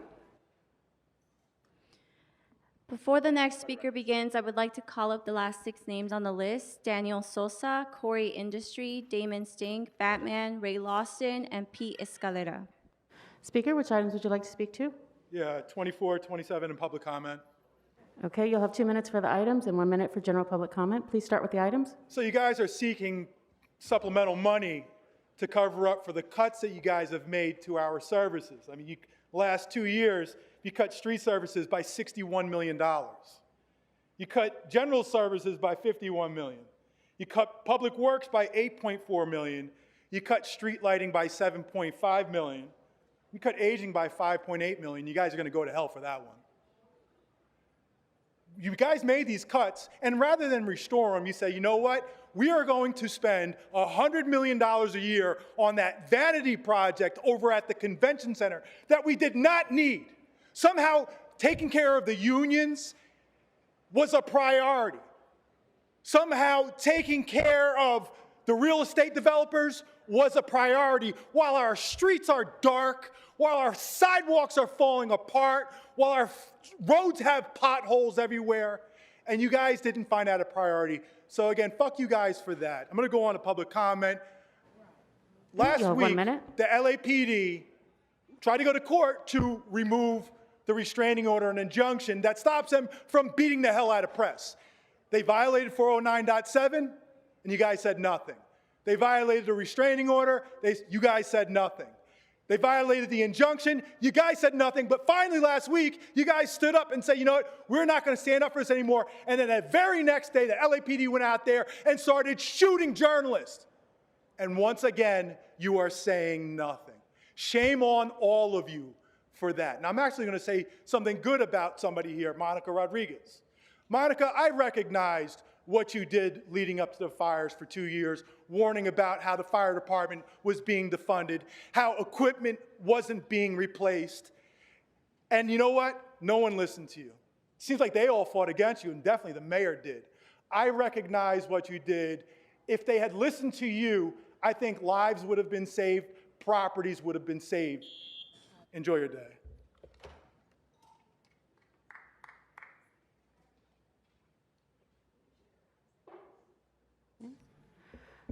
Speaker, which items would you like to speak to? Hola, muy buenos días a todos y cada uno de ustedes. Gracias por escucharme.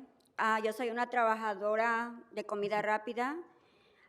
Yo vengo aquí para que nuestras voces sean escuchadas. Vine por todos mis compañeros para que ustedes puedan aprobar la Speaker, nueva could you ordenanza. pause for the translator? Porque I'm nosotros, a los un trabajadores segundo, de comida señora, rápida, por favor, si sufrimos puede mucha violencia pausar. laboral, Un segundo, señora, por mucha favor. violencia por los empleadores.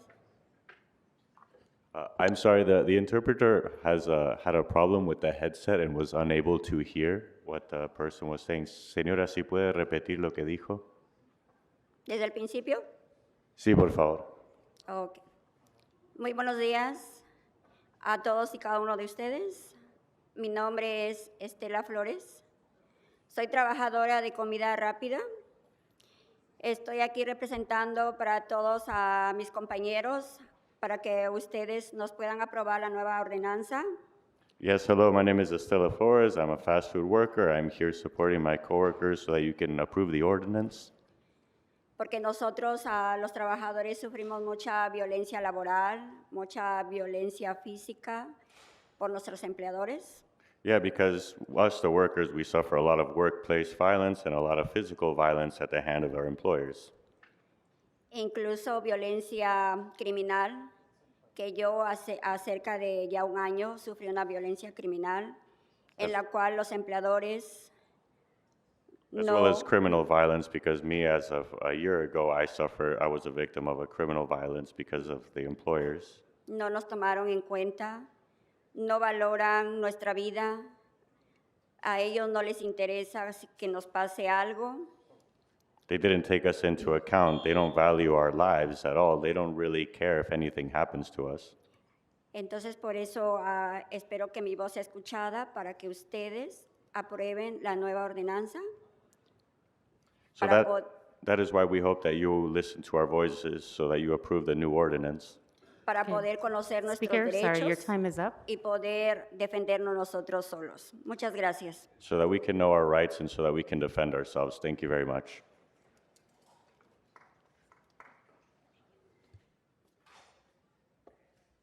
Speaker, which items would you like to speak to? General comment. You'll have 1 minute. My name is Daniel Sosa.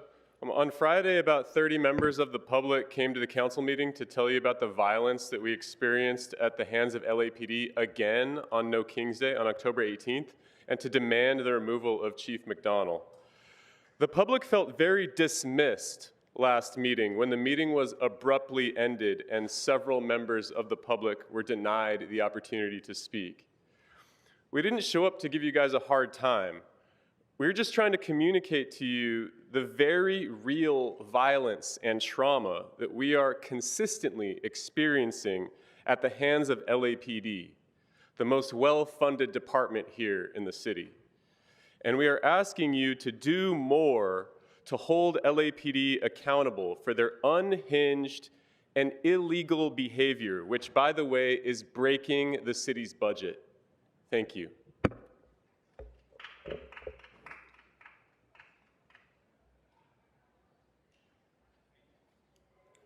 Good morning, council members. My name is Ray Lawson. I'm a member of the Western States Regional Council of Carpenters. We're here to speak on item 20. I, along with dozens of my colleagues in attendance today, want to express our deep gratitude to the council for its unanimous support of this critical study to establish a residential construction worker minimum wage. This study goes right at the heart of the biggest issue facing our city: who builds the housing we need? A residential construction minimum wage is about building a reliable workforce so LA can finally solve its housing crisis. This study needs to happen and happen quickly. It's time for action now. And thank you for your time.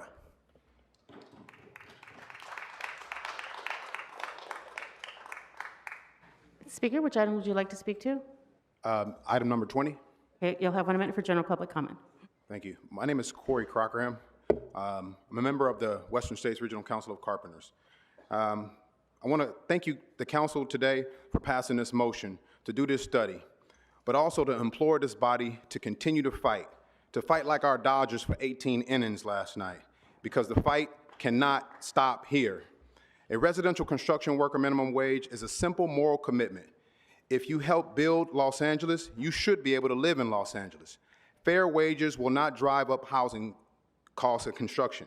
Only 14% of construction costs goes to labor.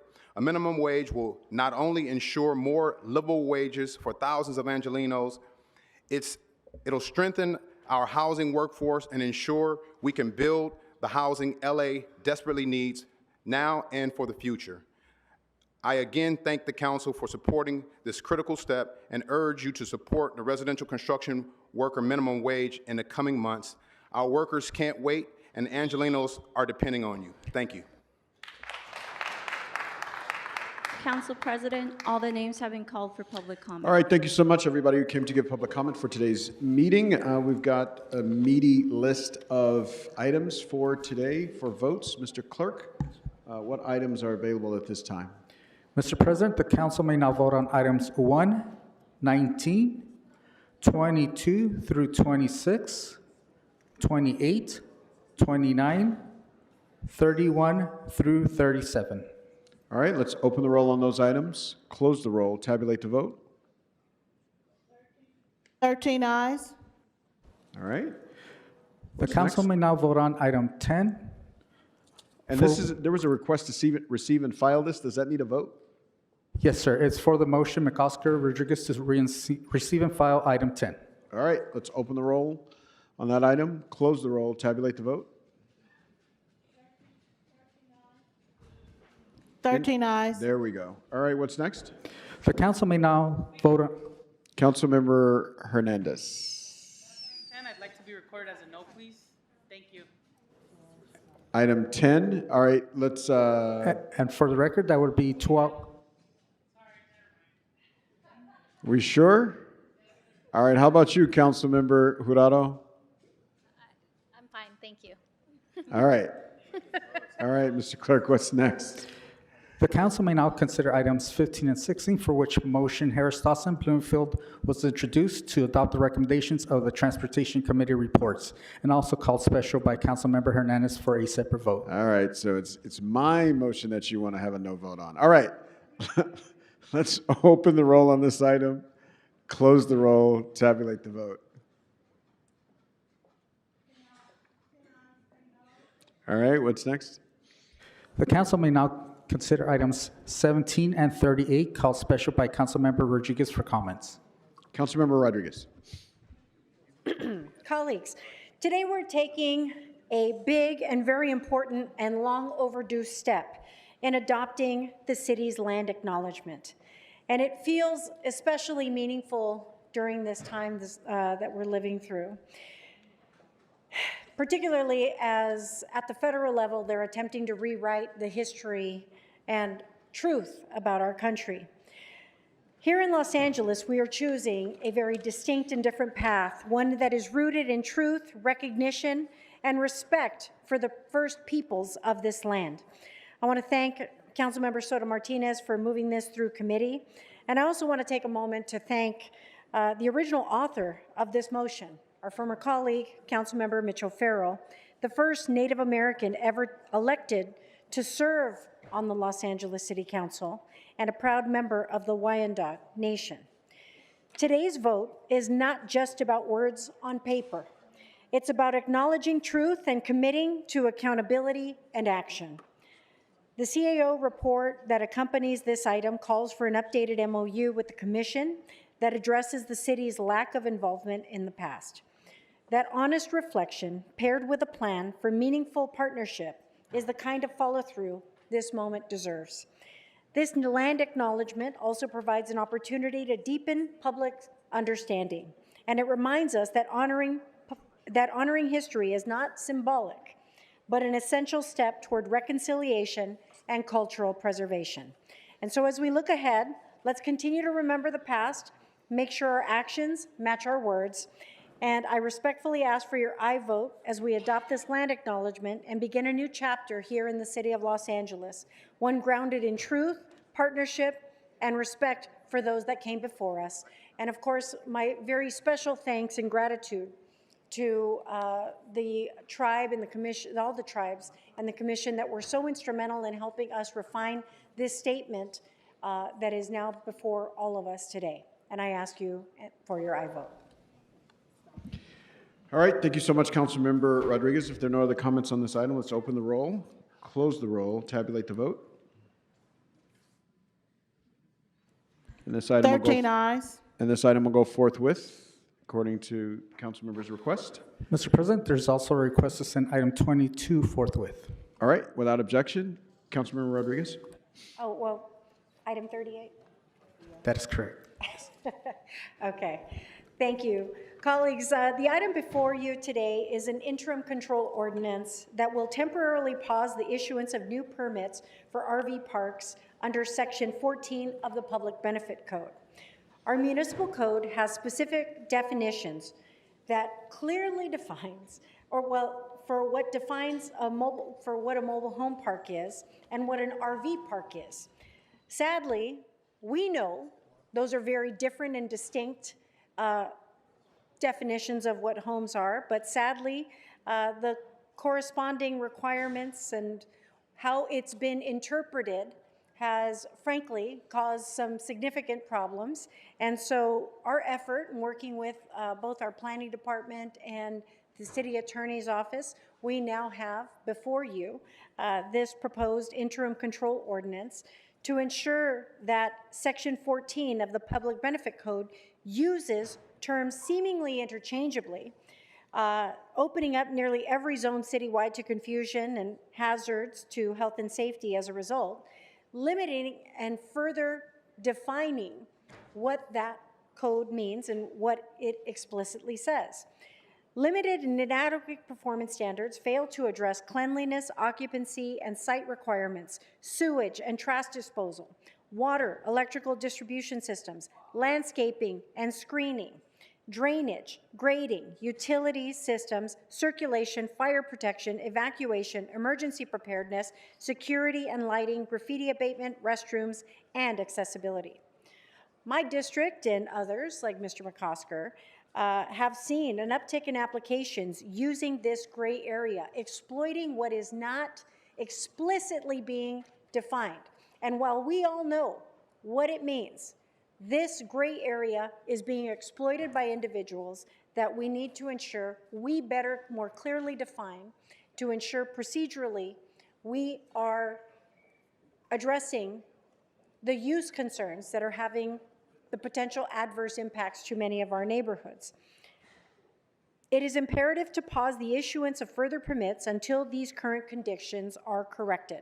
And the Planning Department has already been directed to work on these code updates through a companion motion, and I'm hopeful that this work will be completed in a timely manner to ensure that our communities can help to move forward in a manner that is transparent, clear, and protects all of our neighborhoods for clarity and use of these permits, that it's not further exploited. So I want to thank the City Attorney's Office. I want to thank you, Mr. McCosker, for signing on to this ICO, and I look forward to working together with the city family to protect more of our neighborhoods, ensure that the health, welfare of these neighborhoods is protected. Thank you, and I ask you for your aye vote. Thank you so much, Councilmember Rodriguez. Seeing no other comments on this item, let's open the roll, close the roll, tabulate the vote.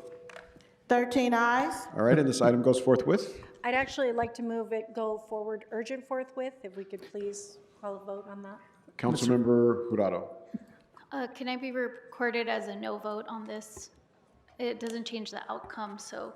Actually, for the record, the vote would be 12 ayes and 1 no. And so the ordinance will be held over for 1 week to Tuesday, November 4th, 2025. It holds our. All right, what's next? The council may now consider item 9 as amended by motion Nazarian Harris Dawson. All right, let's open the roll on item 9, close the roll, tabulate the vote. 13 ayes. All right, what's next? The council may now consider item 27, for which called special by Councilmember Hernandez, for which substitute motion 27 has been introduced, circulated, and posted on the bulletin board. Please note 2 votes are required. The first vote is to vote on the question on whether to substitute. All right, let's open the roll on substitution, close the roll, tabulate the vote. 13 ayes. All right, let's open the roll on the substitute item, close the roll, tabulate the vote. 13 ayes. All right, what's next? The council may now consider item 30, called special by Councilmember Hernandez, for which amended motion 30A Hernandez has been introduced, circulated, and posted on the bulletin board. All right, let's open the roll on this item, close the roll, tabulate the vote. 13 ayes. All right, what's next? The council may now consider item 21, called special by Councilmember Hernandez, for a separate vote. All right. Let's open the roll on this item, close the roll, tabulate the vote. 11 ayes, 2 noes. All right, what's next? Mr. President, items 47, 48, and 49 are closed session items for which public hearings have not been held. Would All right.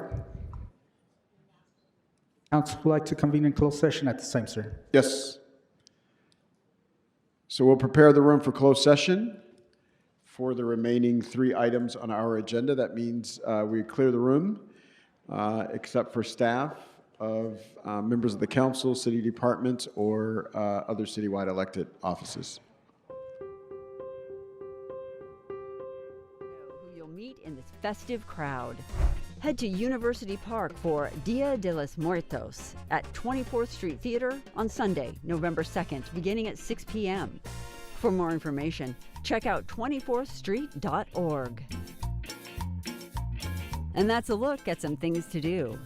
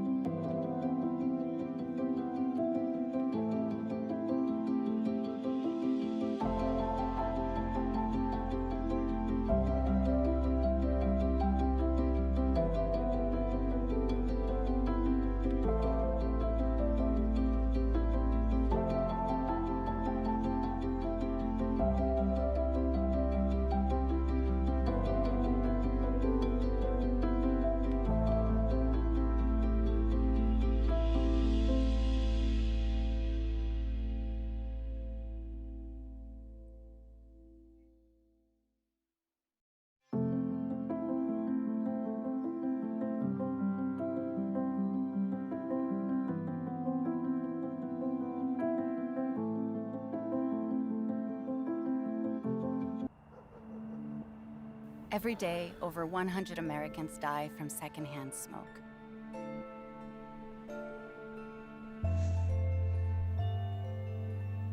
Secondhand smoke in children can cause asthma, ear infections, and increased risk of sudden infant death syndrome. Go to smokefreehomesla.com. Learn how you can protect your home from secondhand smoke.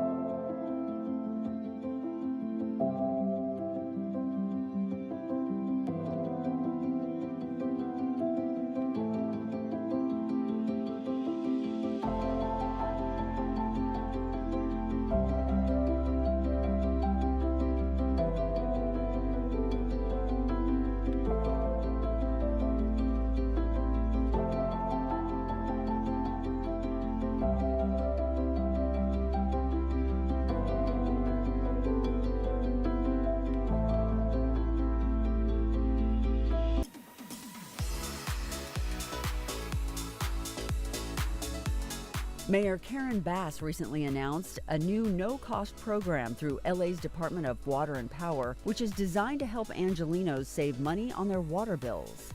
The new Landscape Efficiency Assistance Program, or LEAP, is funded by a $14.6 million grant from the California Department of Water Resources. According to the mayor, the LEAP program aims to convert over 1 million square feet of turf into water-wise gardens and is projected to save more than 85 million gallons of water annually. Customers within disadvantaged communities may qualify for free services to replace traditional lawns with a drought-tolerant landscape. For more information, search for LEAP at ladwp.com. LA Sanitation and Environment's City Facilities Recycling Program is holding its annual condiment and utensils drive. LA Sanitation is collecting sealed, unused utensil and condiment packets through November 7th. Help keep these packets out of the landfill by donating them at one of 6 public locations, Monday to Friday, from 9 a.m. to 4 p.m. The donated items are provided to local shelters and nonprofits for use in their meal services. For more information, see the Education tab at sanitation.lacity.gov.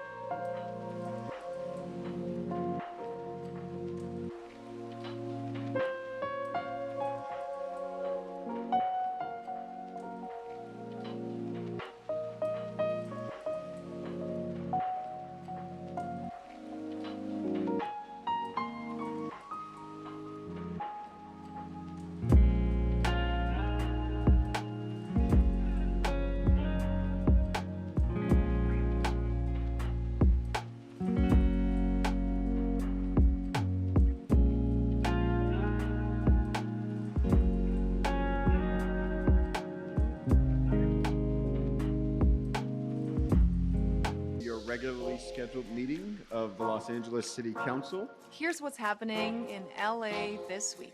This is LA Currents.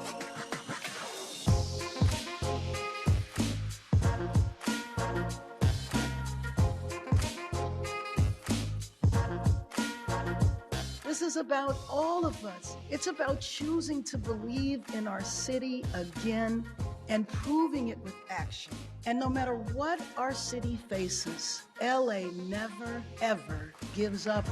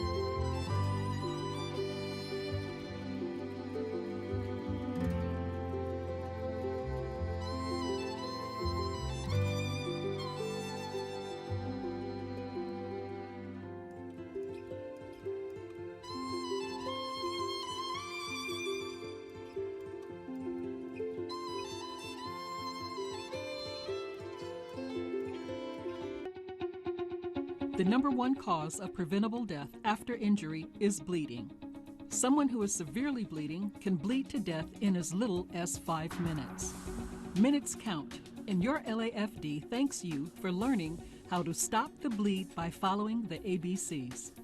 If someone has an injury with blood spurting out of the wound, clothing soaked in blood, bleeding that won't stop, or loss of any part of an arm or leg, you need to act quickly. The first step is A for alert. Have someone call 911. The next step is B for bleeding. Locate the bleeding injury and remove any clothing covering the area so you can see the injury. The final step is C for compress. Use any clean cloth. Apply the dressing directly to the wound and press down hard. Push down on top of the wound with both hands as hard as you can. If blood soaks through the dressing, do not remove it. Add another dressing on top and continue applying steady pressure. Do not release the pressure to check the wound. Keep steady pressure until help arrives.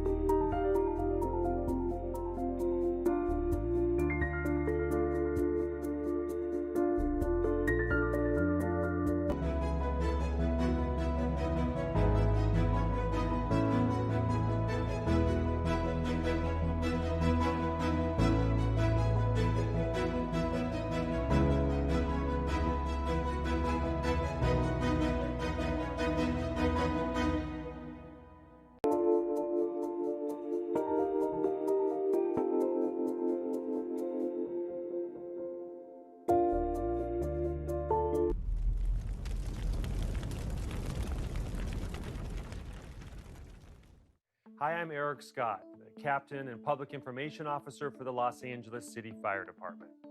Often people ask us really, what is brush clearance and why is it important? So simply put, brush fires continue to threaten life and property in the very high fire hazard severity zone. So that means areas that are prone to wildfires. And having brush clearance provides us the defensible space to save those lives and property. So particularly when you're clearing all of those ground fuels or the lower vegetation, that really helps us because it'll present what is called the fire ladder. And that's when the fire starts off low on the ground and it starts to climb upward to where it gets spread by winds. So what you might see is an ember would land on the ground, it would ignite the grass that is there, or what we call as light flashy fuel. And then it's gonna jump to those lower hanging limbs or those branches and starts to climb up the tree, ignites that heavier fuel, and that just exasperates the problem. So this requirement does not apply to your healthy fruit trees or privacy hedges or ornamental shrubbery, as long as that's all well maintained, meaning that it's free of all dead and dry material. Also, people ask, well, what are the basic brush clearance requirements? So your basic requirements are this. You want to trim the weeds and the grass down to 3 inches. You need to trim the bottom third of a bush, the bottom 6 feet of a tree. Now, around your home, you'd want to maintain 5 feet clearance from the roof line. So if you're 5 foot tall and you're walking the perimeter of your roof, nothing should hit you in the head. And then you want to double that to 10 feet from the chimney, fences, and roadways. And it's important to note that these requirements are all within 200 feet of any structure or home, regardless if that structure or home is on your property or adjoining properties like your neighbors. So it's those areas that need to be clear in order to limit the spread of fire and to provide the defensible space for us firefighters to safely operate. So simply put, we'll provide the offense if you provide the defense. So here's your basic inspection process. It begins with the owner's self-inspection. So you want to compare your native brush and your landscape vegetation on your property with the information that you're going to find in the mailer and also on the lafd.org/brush website. Now, if you have difficulties and you're not able to do that yourself, you can hire a professional who can both understand the information and then apply it to the property that you own. But you want to clear your property as required prior to May 1st this year. And that way you're going to pass the fire department's inspection and you avoid a $33 non-compliance fee. and also a time-consuming second inspection, which comes with a costly $668 non-compliance fee. So it's important to note too that there's no need to call for an inspection at any time. You don't need to call for an inspection. We're going to do that automatically. Our computer system tracks all the properties that are due for an inspection. So then we'll have an appropriate inspector. They're going to be notified that your property is due, and they're going to come in and inspect and or re-inspect if needed. Now for the first inspection. That first inspection is done by us, the fire department, and it is in May 1st, and it continues until June 30th. However, we want people to know that it is a year-round requirement to have brush clearance. And all parcels that are within that very high fire hazard severity zone, they will be initially inspected.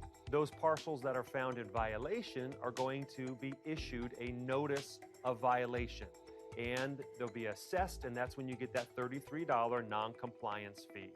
Then the homeowner has about 30 days to comply with that notice of violation, and the owner can check the status of their property by registering an account at vms3.lafd.org. So now when we come to the second inspection, that means that you as a homeowner were issued a notice of violation on the first inspection. So then you're going to be inspected a second time after that 30-day period. That gives you that grace period of 30 days to correct the violation. Then owners can check the status of their property again by registering your account at vms3.lafd.org.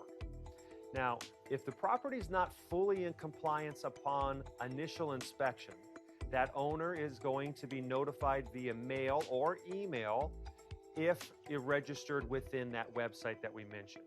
So it's important to also say there's no need to call the LAFD brush unit when you're ready for your re-inspection. That re-inspection will be automatically scheduled as appropriate with their timeframes. It's all computerized. So if your property remains in non-compliance after a failed re-inspection, then it's going to be cleared by city contractors. And the property owner or you will be invoiced a non-compliance fee of $668 plus an administrative fee of $1,498 on top of the contractor's fee, so you certainly want to avoid this. We get asked a lot of questions. Here is your top 7 most frequently asked questions and the answers. So number 1 is, how can I check the brush status of my own property? Again, that's that important website that we're driving home, the vms3.lafd.org.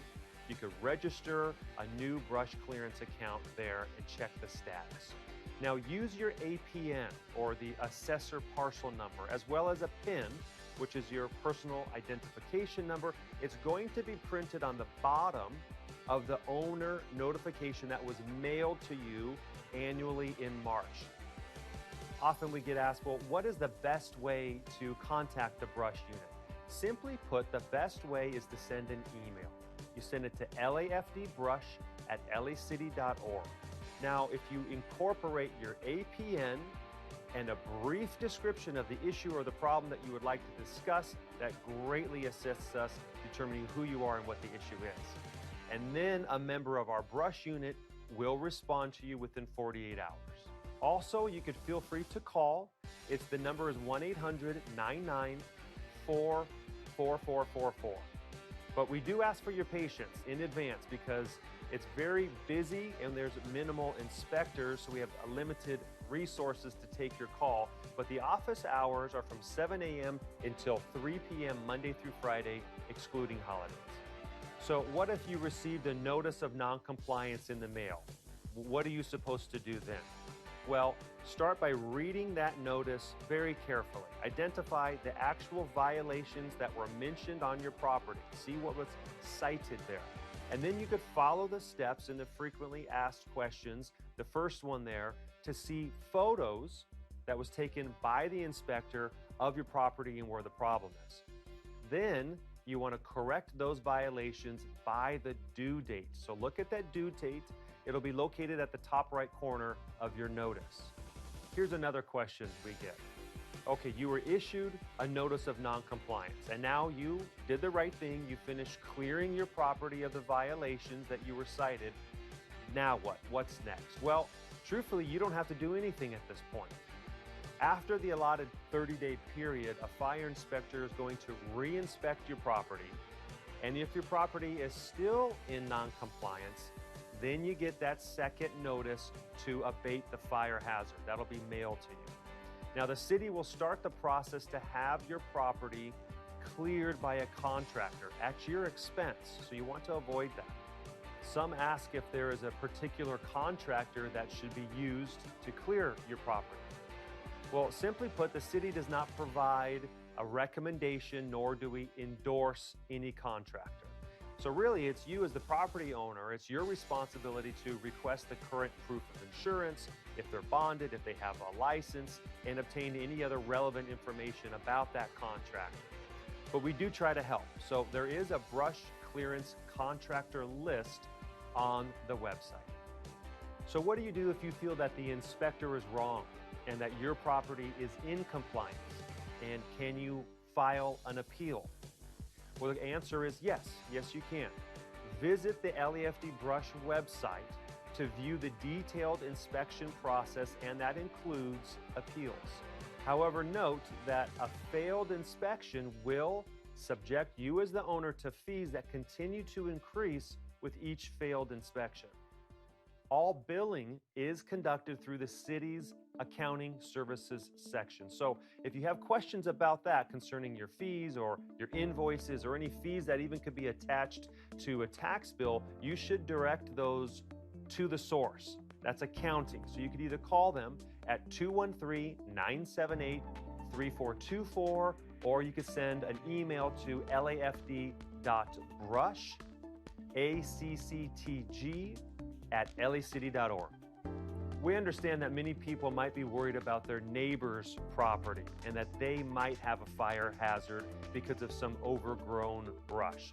And how would you report that?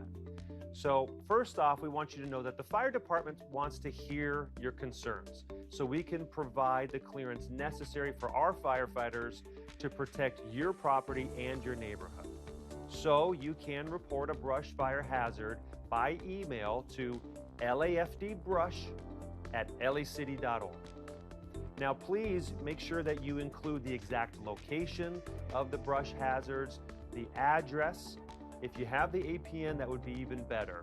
But of course, you need to put a brief description of what the hazards are and where those hazards are on the property.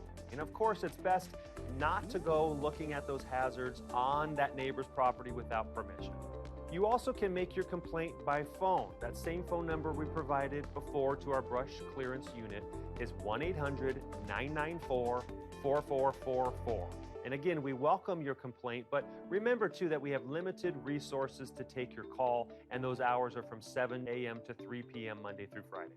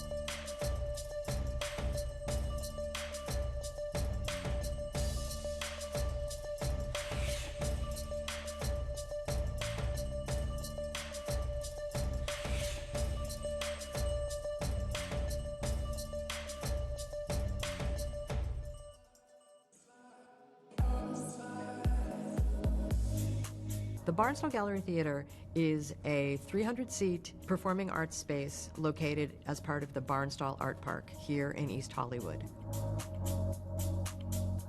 We're tucked in a corner between the Barnsdall Junior Art Center, and then on our other side is the LA Municipal Art Gallery. So often we hear, I didn't even know this was here, I'm gonna come back. And that is the greatest thing we can hear, is knowing that we're gonna have Angelenos come back, visit our space, share our space, and enjoy everything that we have to offer here. We're primarily a rental facility, so we try and make everyone's dreams come true. It is incredibly popular with different arts centers and different arts groups, community theaters, professional theaters. We have dance companies who do their concerts. We have local colleges and high schools and elementary schools that do their graduations and their culminations. We do film screenings. Young artists, emerging artists, groups with very small budgets are treated and welcomed the same way as big commercial productions. What's super exciting about the Barnsdall Gallery Theater is that everybody has an opportunity to be on this stage. That you can be a very seasoned veteran and come in here and feel like you're having a wonderful, intimate conversation with the audience. You can be a 4-year-old with your first recital and being able to feel like this is your stage. And it's sort of sized for someone little, someone big, whatever you're looking for. It's perfect. So many people have told us the Barnsdall Gallery Theater, or we call it BGT, feels like home to them. And that BGT is where they always go. It's their go-to space for their annual event. And I think that kind of relationship in a community is so important these days. The performing arts are intrinsic to the quality of life for Angelenos. And it's invaluable to have the opportunity to be able to elevate and support the communities in which we are based, who are creating a legacy of artwork that will enrich the city of Los Angeles and its cultural identity in terms of performing arts. You can always find out information about the Barnsdall Gallery Theater by going to our website, and that is the best way to find out more information about who to contact and how to get more information.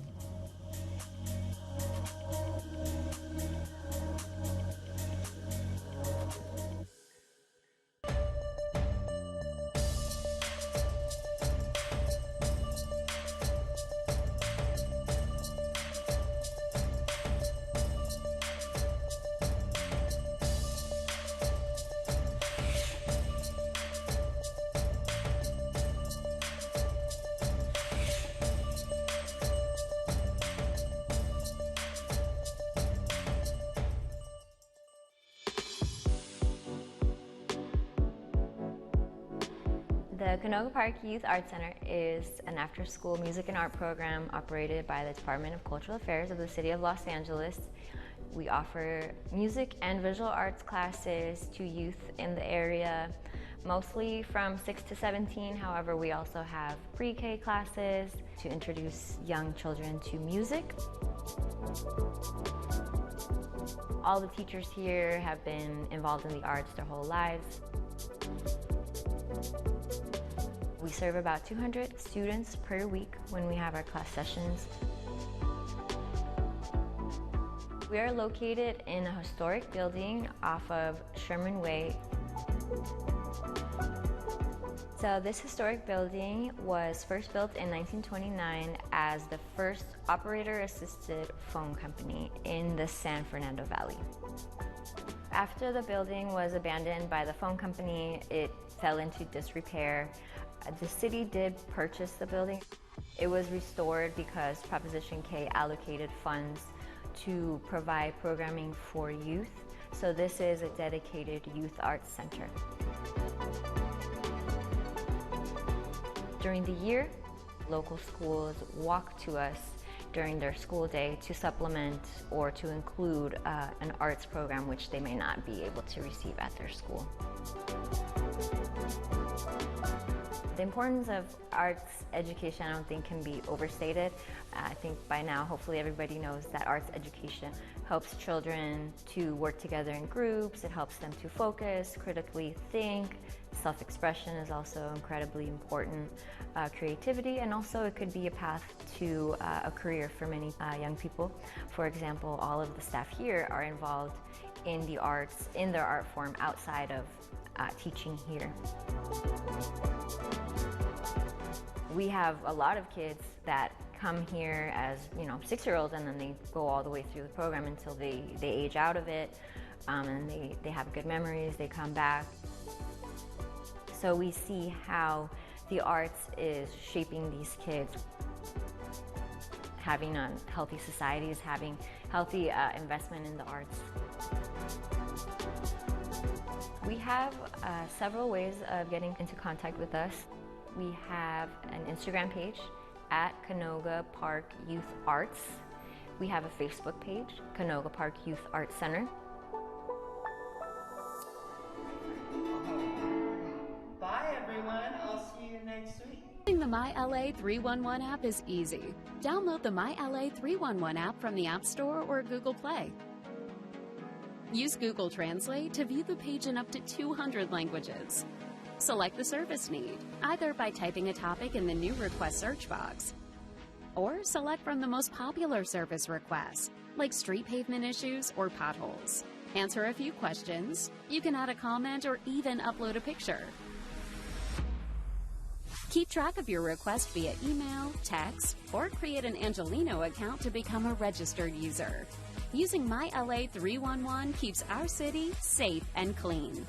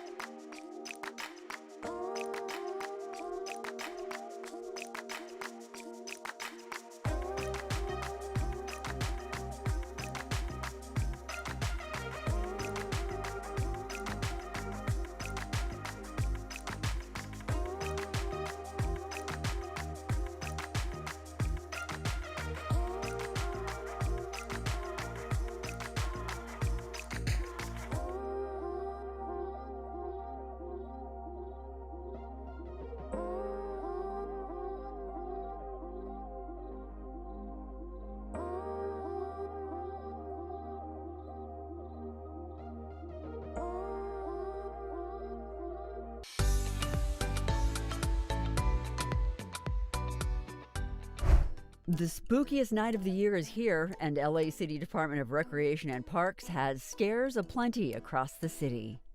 Join Rec and Parks and Council President Marquise Harris Dawson as they present a frightful Halloween at St. Andrews Rec Center. Along with the haunted house, there'll be costume contests, carnival games, arts and crafts, snacks, and more. Head to St. Andrews Place for a truly haunted Halloween at St. Andrews Rec on Friday, October 31st, beginning at 4:30 p.m. For more details, see the Instagram for the Rec Center at St. Andrews Rec. The Great Pumpkin Bash is back. The annual bash is hosted by Councilwoman Katie Yaroslavsky, who says, "Smash it, don't trash it." After the jack-o'-lanterns have burned out, take your pumpkin to the 3rd annual Great Pumpkin Bash on Saturday, November 1st. Take your swing in the Pumpkin Smash Zone and then compost those jack-o'-lanterns.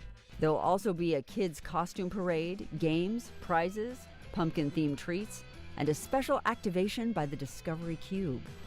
Head to Pan Pacific Park for the Great Pumpkin Bash on Saturday, November 1st at 11 a.m. For more information, visit the newsletter section at cd5.lacity.gov. Join the 24th Street Theater for their annual Dia de los Muertos celebration. This year marks the 20th year of this community event. On Sunday, November 2nd, enjoy live music, dance performances, artisan and food vendors, altars, a Ferris wheel, and much more. Is that Council President Marquise Harris Dawson and Council Member Eunices Hernandez in their Calavera makeup? You never know who you'll meet in this festive crowd. Head to University Park for Dia de los Muertos at 24th Street Theater on Sunday, November 2nd, beginning at 6 p.m. For more information, check out 24thstreet.org. And that's a look at some things to do.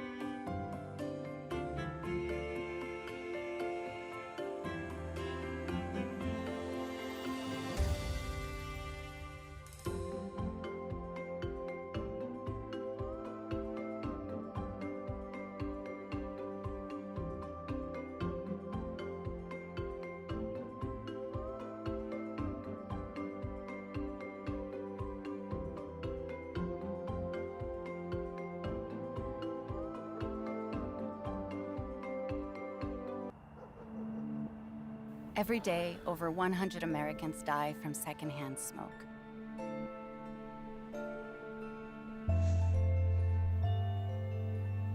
Secondhand smoke in children can cause asthma, ear infections, and increased risk of sudden infant death syndrome. Go to smokefreehomesla.com. Learn how you can protect your home from secondhand smoke.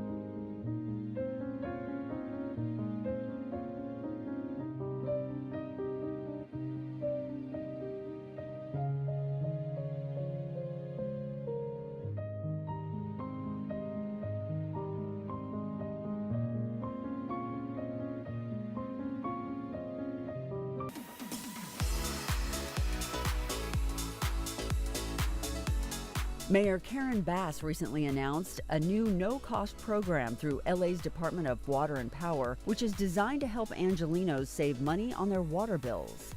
The new Landscape Efficiency Assistance Program, or LEAP, is funded by a $14.6 million grant from the California Department of Water Resources. According to the mayor, the LEAP program aims to convert over 1 million square feet of turf into water-wise gardens and is projected to save more than 85 million gallons of water annually. Customers within disadvantaged communities may qualify for free services to replace traditional lawns with a drought-tolerant landscape. For more information, search for LEAP at ladwp.com. LA Sanitation and Environment's City Facilities Recycling Program is holding its annual condiment and utensils drive. LA Sanitation is collecting sealed, unused utensil and condiment packets through November 7th.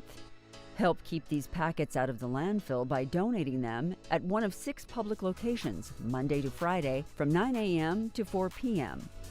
The donated items are provided to local shelters and nonprofits for use in their meal services. For more information, see the Education tab at sanitation.lacity.gov.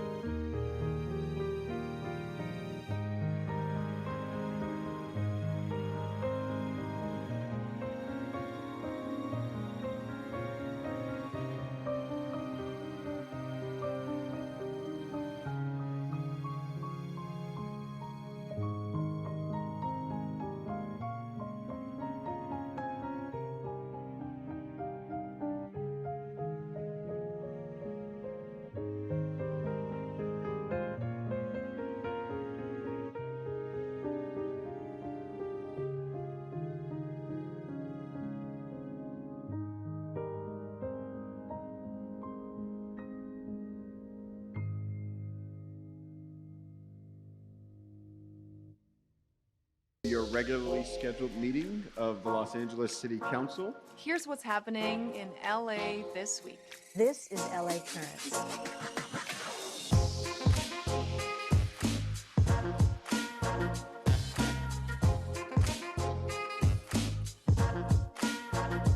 This is about all of us. It's about choosing to believe in our city again and proving it with action. And no matter what our city faces, LA never, ever gives up.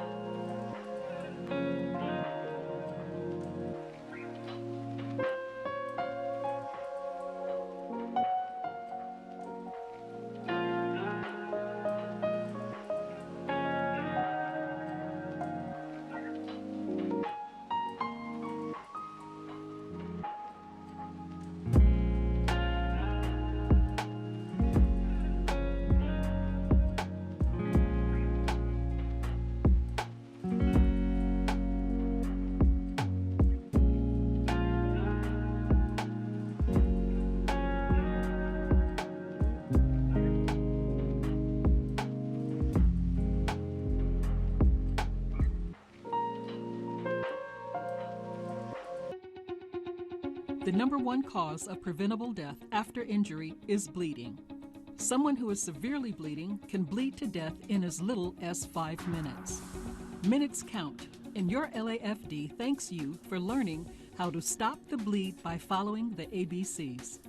If someone has an injury with blood spurting out of the wound, clothing soaked in blood, bleeding that won't stop, or loss of any part of an arm or leg, you need to act quickly. The first step is A for alert. Have someone call 911. The next step is B for bleeding. Locate the bleeding injury and remove any clothing covering the area so you can see the injury. The final step is C for compress. Use any clean cloth. Apply the dressing directly to the wound and press down hard. Push down on top of the wound with both hands as hard as you can. If blood soaks through the dressing, do not remove it. Add another dressing on top and continue applying steady pressure. Do not release the pressure to check the wound. Keep steady pressure until help arrives.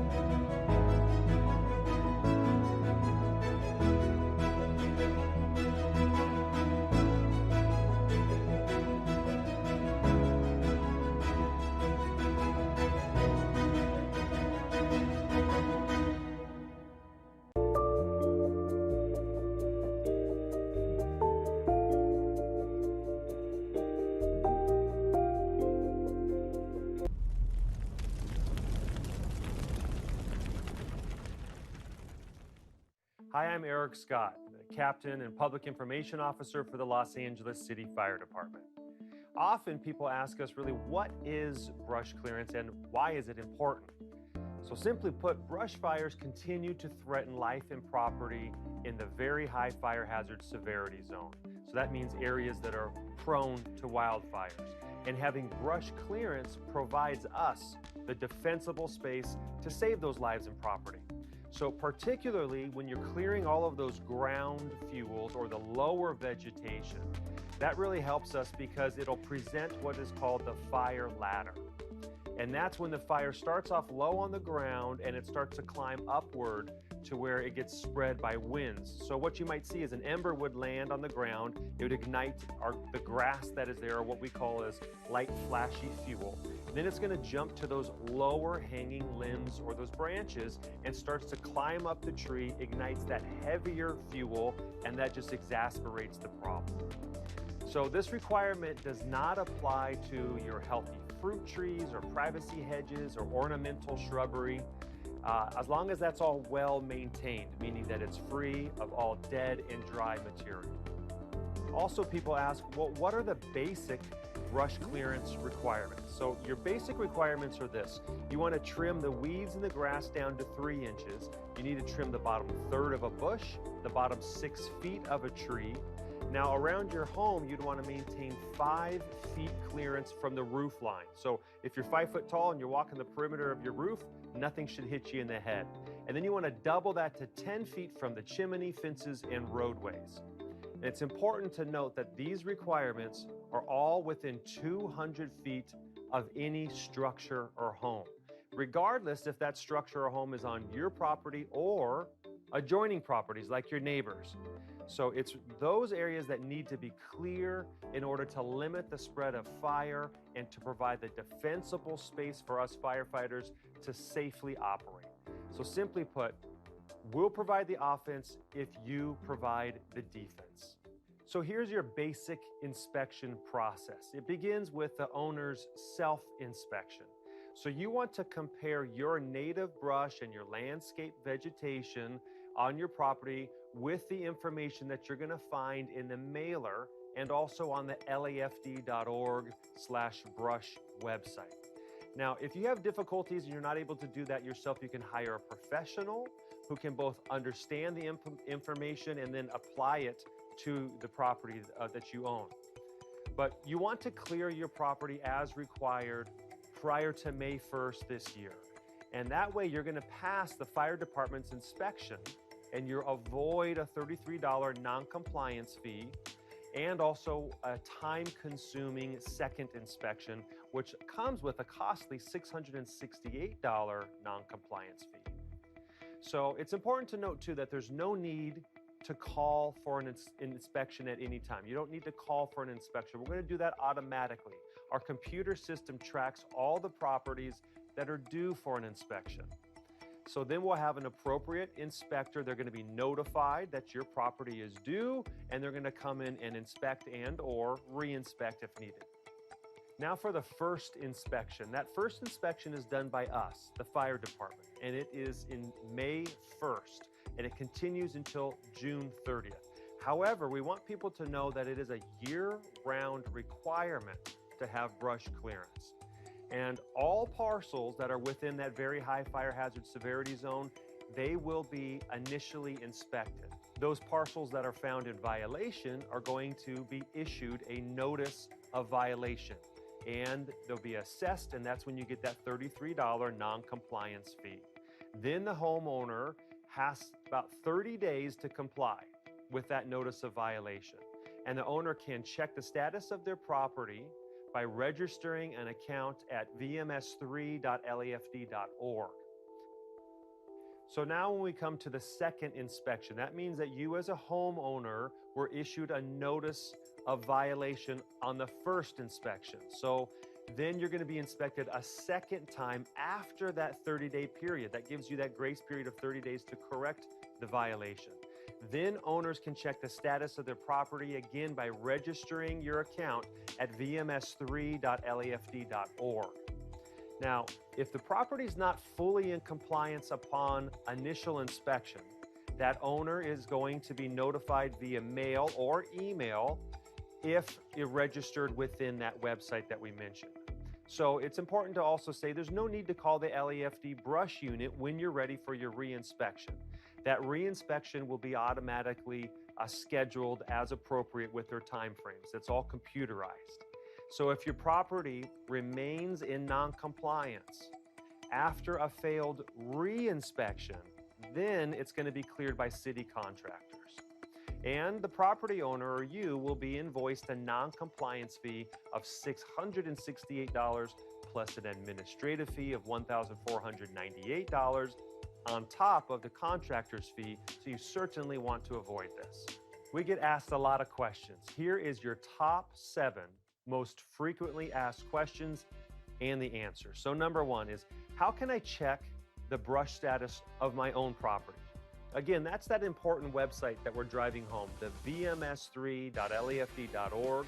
You could register a new brush clearance account there and check the status. Now use your APN, or the assessor parcel number, as well as a PIN, which is your personal identification number. It's going to be printed on the bottom of the owner notification that was mailed to you annually in March. Often we get asked, well, what is the best way to contact the brush unit? Simply put, the best way is to send an email. You send it to lafdbrush@lacity.org. Now, if you incorporate your APN and a brief description of the issue or the problem that you would like to discuss, that greatly assists us determining who you are and what the issue is. And then a member of our brush unit will respond to you within 48 hours. Also, you could feel free to call. The number is 1-800-994-4444. But we do ask for your patience in advance because it's very busy and there's minimal inspectors, so we have limited resources to take your call. But the office hours are from 7 a.m. until 3 p.m. Monday through Friday, excluding holidays. So what if you received a notice of non-compliance in the mail? What are you supposed to do then? Well, start by reading that notice very carefully. Identify the actual violations that were mentioned on your property. See what was cited there. And then you could follow the steps in the frequently asked questions, the first one there, to see photos that was taken by the inspector of your property and where the problem is. Then you want to correct those violations by the due date. So look at that due date. It'll be located at the top right corner of your notice. Here's another question we get. Okay, you were issued a notice of non-compliance, and now you did the right thing. You finished clearing your property of the violations that you were cited. Now what? What's next? Well, truthfully, you don't have to do anything at this point.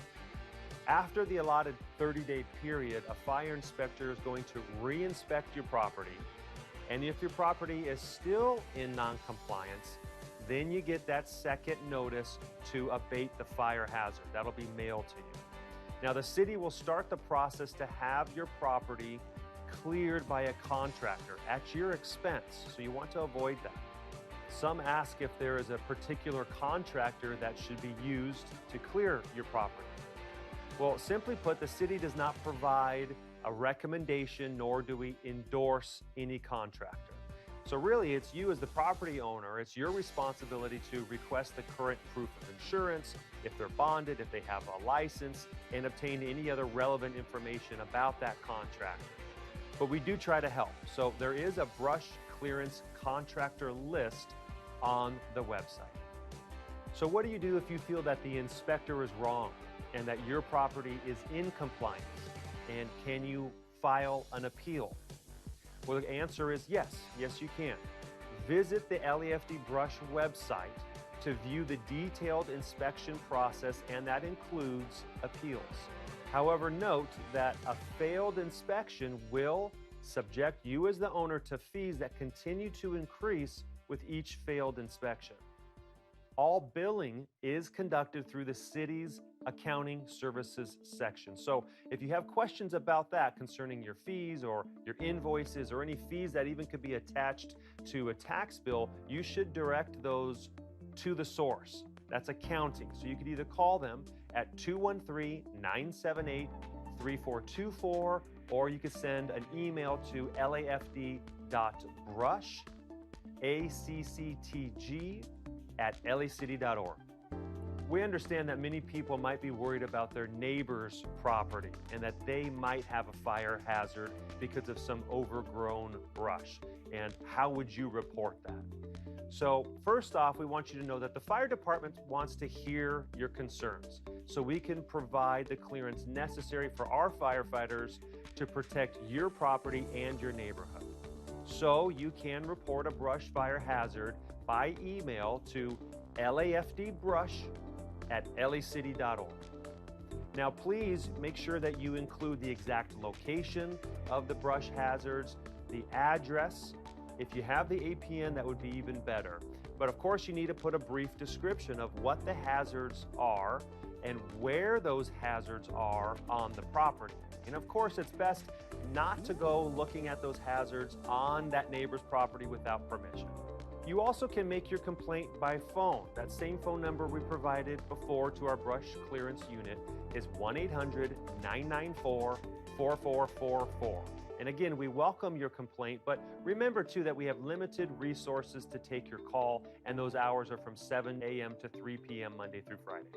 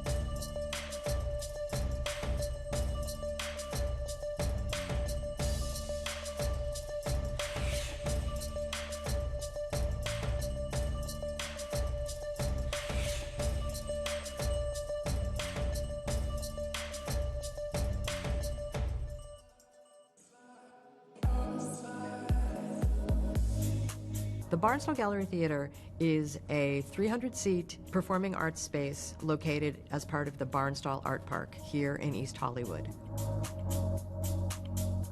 We're tucked in a corner between the Barnstable Junior Art Center, and then on our other side is the LA Municipal Art Gallery. So often we hear, I didn't even know this was here, I'm gonna come back. And that is the greatest thing we can hear, is knowing that we're gonna have Angelenos come back, visit our space, share our space, and enjoy everything that we have to offer here.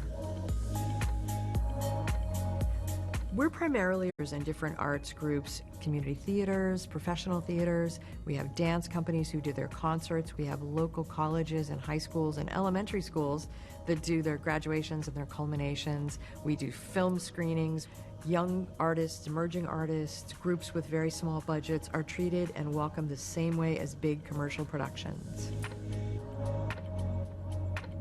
What's super exciting about the Barnstable Gallery Theater is that everybody has an opportunity to be on the stage. That you can be a very seasoned veteran and come in here and feel like you're having a wonderful, intimate conversation with the audience. You can be a 4-year-old with your first recital and being able to feel like this is your stage. And it's sort of sized for someone little, someone big, whatever you're looking for. It's perfect. So many people have told us the Barnstable Gallery Theater, or we call it BGT, feels like home to them. And that BGT is where they always go. It's their go-to space for their annual event. And I think that kind of relationship in a community is so important these days. The performing arts are intrinsic to the quality of life for Angelenos. And it's invaluable to have the opportunity to be able to elevate and support the communities in which we are based, who are creating a legacy of artwork that will enrich the city of Los Angeles and its cultural identity in terms of performing arts. You can always find out information about the Barnstable Gallery Theater by going to our website, and that is the best way to find out more information about who to contact and how to get more information.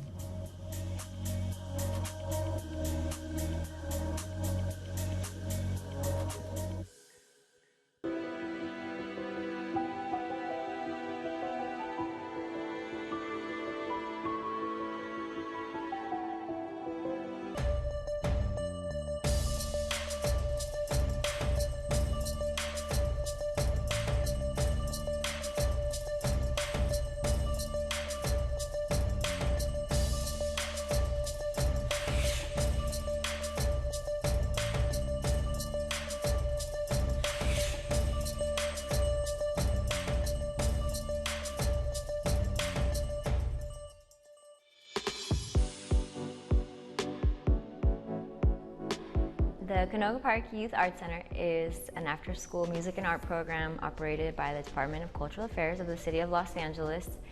We offer music and visual arts classes to youth in the area, mostly from 6 to 17. However, we also have pre-K classes to introduce young children to music. All the teachers here have been involved in the arts their whole lives. We serve about 200 students per week when we have our class sessions. We are located in a historic building off of Sherman Way. So this historic building was first built in 1929 as the first operator-assisted phone company in the San Fernando Valley. After the building was abandoned by the phone company, it fell into disrepair. The city did purchase the building. It was restored because Proposition K allocated funds to provide programming for youth. So this is a dedicated youth arts center. During the year, local schools walk to us during their school day to supplement or to include an arts program which they may not be able to receive at their school. The importance of arts education, I don't think, can be overstated. I think by now, hopefully everybody knows that arts education helps children to work together in groups. It helps them to focus, critically think. Self-expression is also incredibly important. Creativity, and also it could be a path to a career for many young people. For example, all of the staff here are involved in the arts, in their art form outside of teaching here.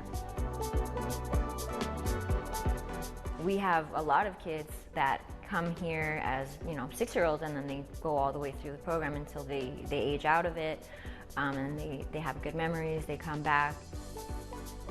So we see how the arts is shaping these kids, having healthy societies, having healthy investment in the arts.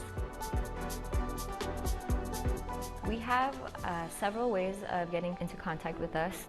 We have an Instagram page at Canoga Park Youth Arts. We have a Facebook page, Canoga Park Youth Arts Center. Bye, everyone. I'll see you next week. Using the MyLA 311 app is easy. Download the MyLA 311 app from the App Store or Google Play. Use Google Translate to view the page in up to 200 languages.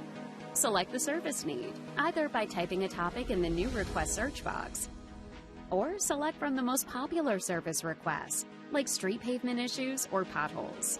Answer a few questions. You can add a comment or even upload a picture. Keep track of your request via email, text, or create an Angelino account to become a registered user. Using MyLA 311 keeps our city safe and clean.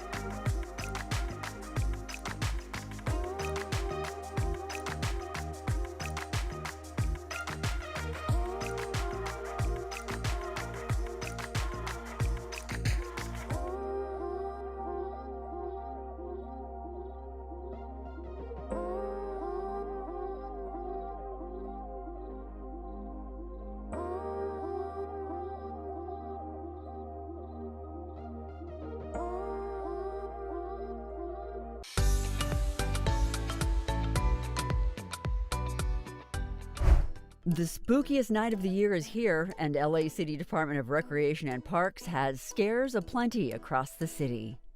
Join Rec and Parks and Council President Marquise Harris Dawson as they present a frightful Halloween at St. Andrews Rec Center. Along with a haunted house, there'll be costume contests, carnival games, arts and crafts, snacks, and more. Head to St. Andrews Place for a truly haunted Halloween at St. Andrews Rec on Friday, October 31st, beginning at 4:30 p.m. For more details, see the Instagram for the Rec Center at St. Andrews Rec. The Great Pumpkin Bash is back. The annual bash is hosted by Councilwoman Katie Yaroslavsky, who says, "Smash it, don't trash it." After the jack-o'-lanterns have burned out, take your pumpkin to the 3rd annual Great Pumpkin Bash on Saturday, November 1st. Take your swing in the pumpkin smash zone and then compost those jack-o'-lanterns. There'll also be a kids' costume parade, games, prizes, pumpkin-themed treats, and a special activation by the Discovery Cube. Head to Pan Pacific Park for the Great Pumpkin Bash on Saturday, November 1st at 11 a.m. For more information, visit the newsletter section at cd5.lacity.gov. Join the 24th Street Theater for their annual Dia de los Muertos celebration. This year marks the 20th year of this community event. On Sunday, November 2nd, enjoy live music, dance performances, artisan and food vendors, altars, a Ferris wheel, and much more. Is that Council President Marquise Harris Dawson and Council Member Eunice Hernandez in their Calavera makeup? You never know who you'll meet in this festive crowd. Head to University Park for Dia de los Muertos at 24th Street Theater on Sunday, November 2nd, beginning at 6 p.m. For more information, check out 24thstreet.org. And that's a look at some things to do.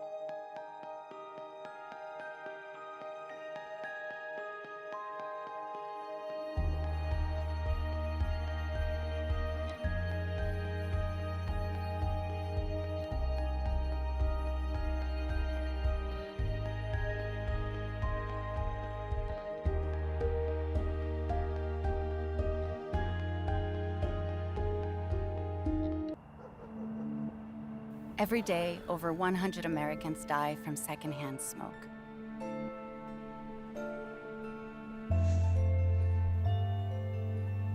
Secondhand smoke in children can cause asthma, ear infections, and increased risk of sudden infant death syndrome. Go to smokefreehomesla.com. Learn how you can protect your home from secondhand smoke.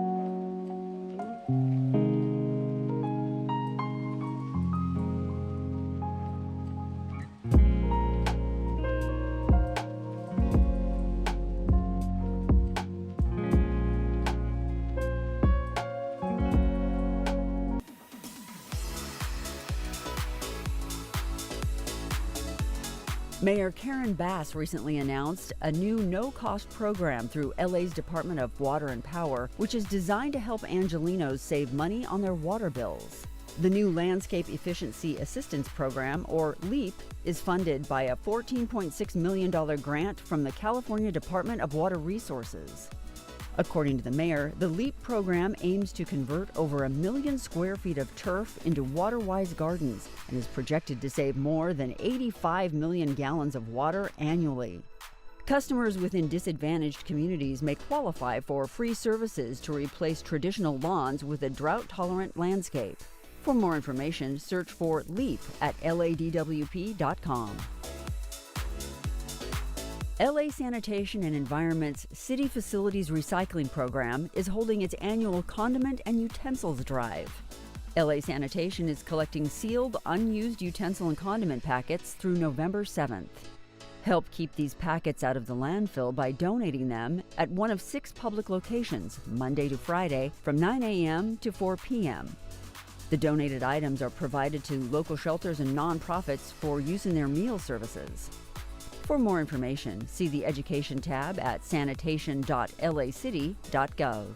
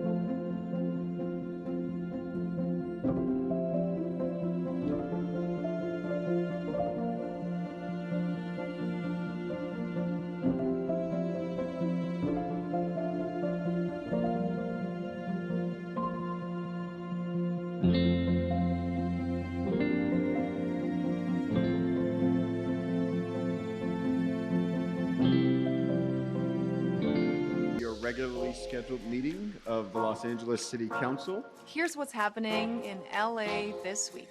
This is LA Currents.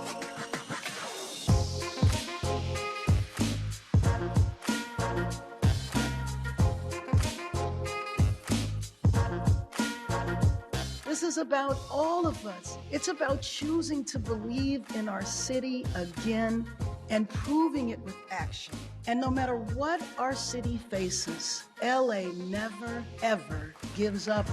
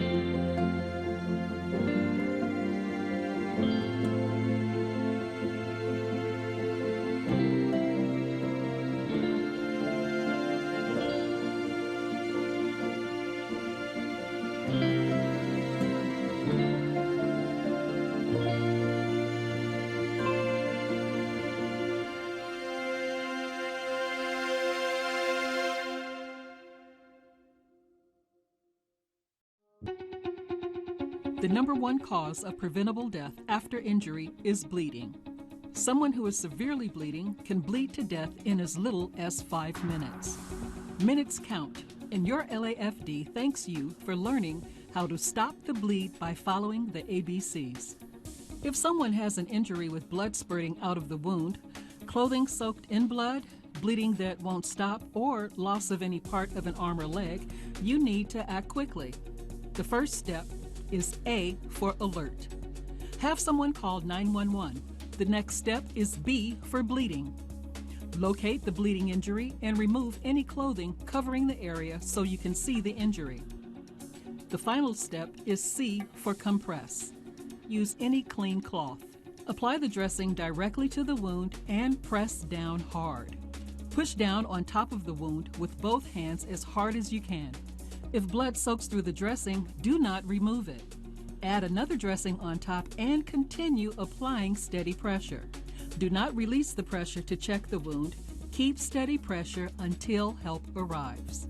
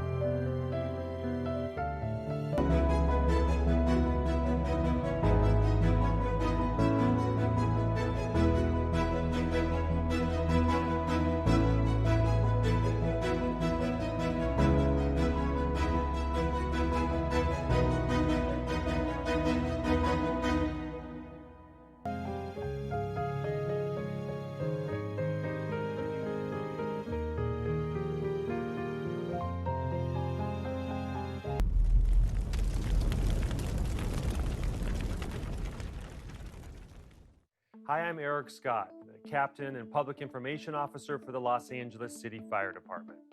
Often people ask us really, what is brush clearance and why is it important? So simply put, brush fires continue to threaten life and property in the very high fire hazard severity zone. So that means areas that are prone to wildfires. And having brush clearance provides us the defensible space to save those lives and property. So particularly when you're clearing all of those ground fuels or the lower vegetation, that really helps us because it'll present what is called the fire ladder. And that's when the fire starts off low on the ground and it starts to climb upward to where it gets spread by winds. So what you might see is an ember would land on the ground, it would ignite the grass that is there, or what we call as light flashy fuel. And then it's gonna jump to those lower hanging limbs or those branches and starts to climb up the tree, ignites that heavier fuel, and that just exacerbates the problem. So this requirement does not apply to your healthy fruit trees or privacy hedges or ornamental shrubbery, as long as that's all well maintained, meaning that it's free of all dead and dry material.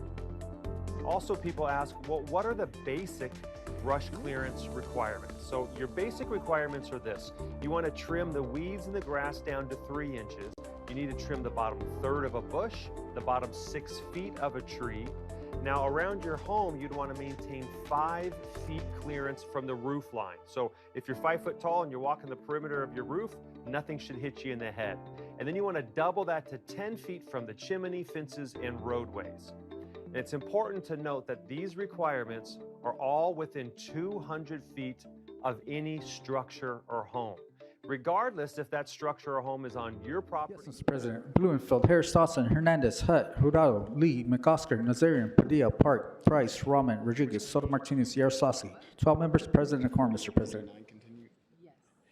All right. Anything to report out of closed session, Mr. City Attorney? And Mr. President, no, there is nothing to announce out of the closed session. All right.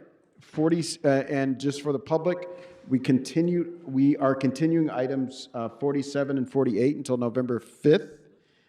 Next, Mr. Clerk, I believe we have a reconsideration of 38 to consider. Yes, sir. And if there could be a motion to reconsider item 38, sir, and a second. Councilmember Rodriguez is making a motion. Councilmember Jurado is seconding. Thank Can you. we open the roll on reconsideration? Close the roll, tabulate the vote. 12 ayes. All right. And Councilmember? I'd like to request 38 go urgent forthwith. All right, we got to vote on it, but yes. Let's open the roll on 38. Close the roll, tabulate the vote. 12 ayes. All right, and that item will And- go urgent forthwith. And for the record, sir, the ordinance is adopted today and will not be held over for 1 week. Right on. What's next, Mr. Clerk? Council has motions for posting and referral. They are posted and referred. Mr. City Attorney.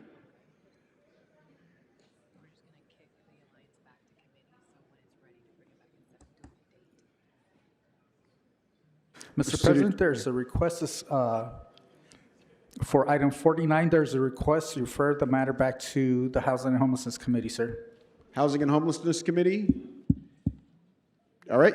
Without objection, that'll be the order. Announcements, members? Any announcements? All right. I'll ask everyone in the chamber to rise for adjourning motions. Any adjourning motions to my left? Adjourning motions to my right? All right. We're adjourned. See you all in the morning.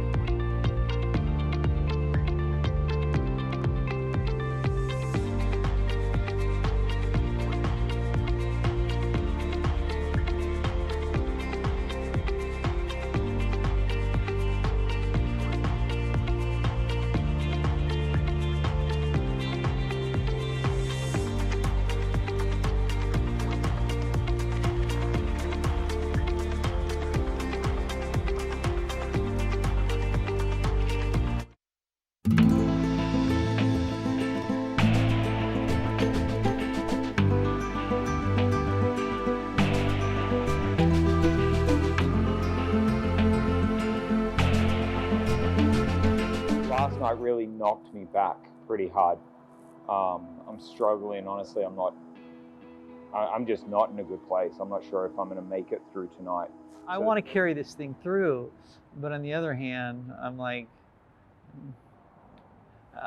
I don't know if I'm mentally tough enough. I just don't know. We'll find out tonight. I can't envision anything good about tonight. I'm a pretty positive guy normally. Something's changed in me. Last night really affected me.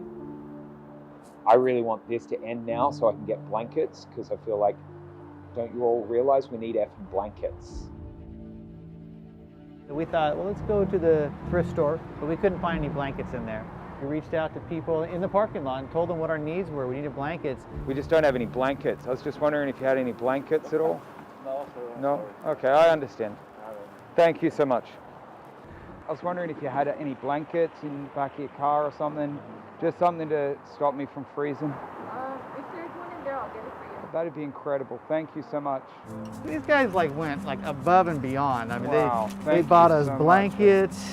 And $50 on here for you?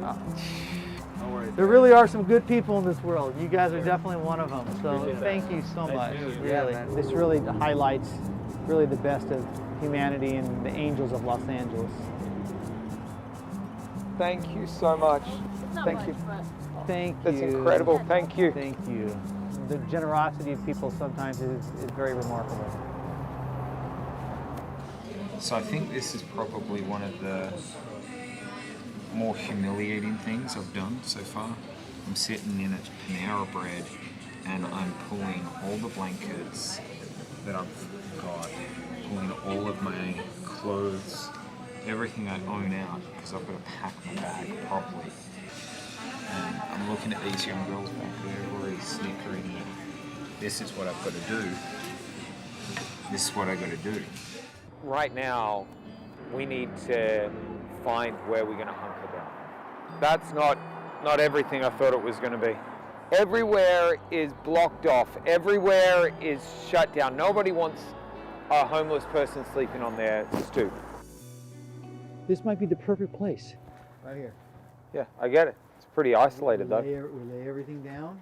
Now we go try to find cardboard. Okay, are you going to stay with the bags?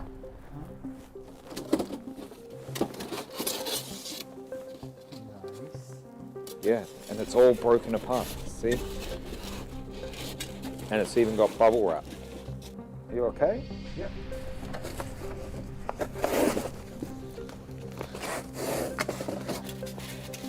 You okay? Getting a little worried about you. You now have a styrofoam mattress bed. Yeah, it's 3 a.m. It is definitely cold, and other than kind of shivering through, I'm not sure what else to do. It's a hard place to sleep. The bed's really good. It's got us off the ground. We're not as cold. I've just got the worst headache. I'm so tired.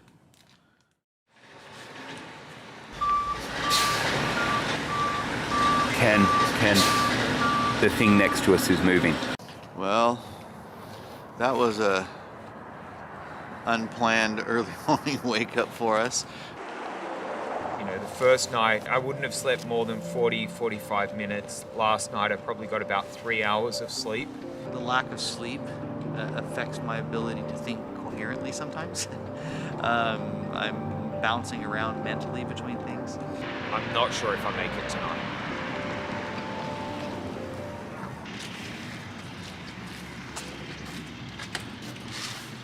This is one of the problems. It is nearly impossible to find bathrooms. I brushed my teeth on yesterday in the Taco Bell. Oh my gosh, look how much toothpaste you use. I'm not playing around.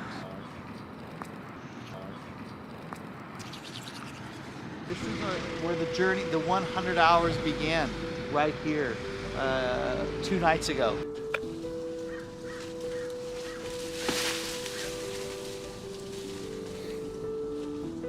One of the benefits of Southern California, a lot of fruit trees.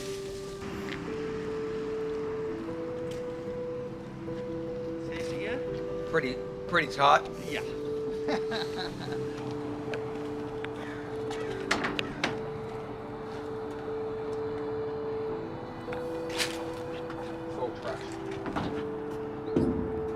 We use that gift card, and I think we can get sleeping bags. That's it. That's the one we got to get. $20. Doesn't feel that good.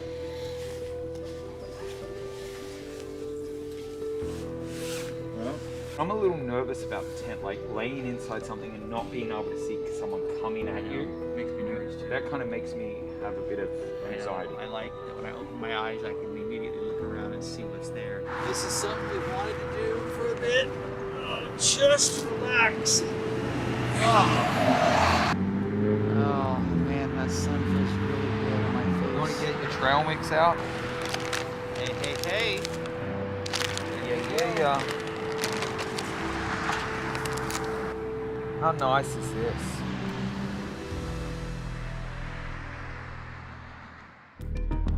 You know, there's been some things that happened today that really upset me. The way people treated me. We get the call from the higher ups, from the higher up to... And I wanted to fight back and say, I'm not even homeless. I shop at this barn. Yeah, no. I spend my money at this barn. I shop at Big Five. I have this much right to be that. I know you do. At that point, I kind of lost it. And I said, you don't even know who I am. You thought I was homeless. No, right? sir. Yes, sir. No, you're wrong. With that? I said, I'm the CEO of Hope of the Valley. He goes, oh, well, I give to Hope of the Valley. I said, well, then don't treat people this way. I said, the reason you treated me this way is because you thought I was homeless. You're exactly the reason why I do what I do. Because of people like you that think that you're better than other people. No, sir.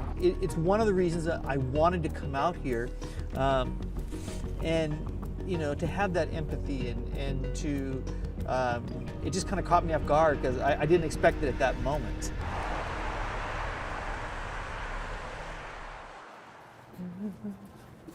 So I think the biggest thing we've got to do is get ready for tonight. This thing, as stupid as it looks, I'm wearing this again. Yeah, you looked really cute in that last night. I did look cute. My wife would kill me if she saw me folding sheets like this. I'm ready to go. Let's go. We can, dollar stores over here.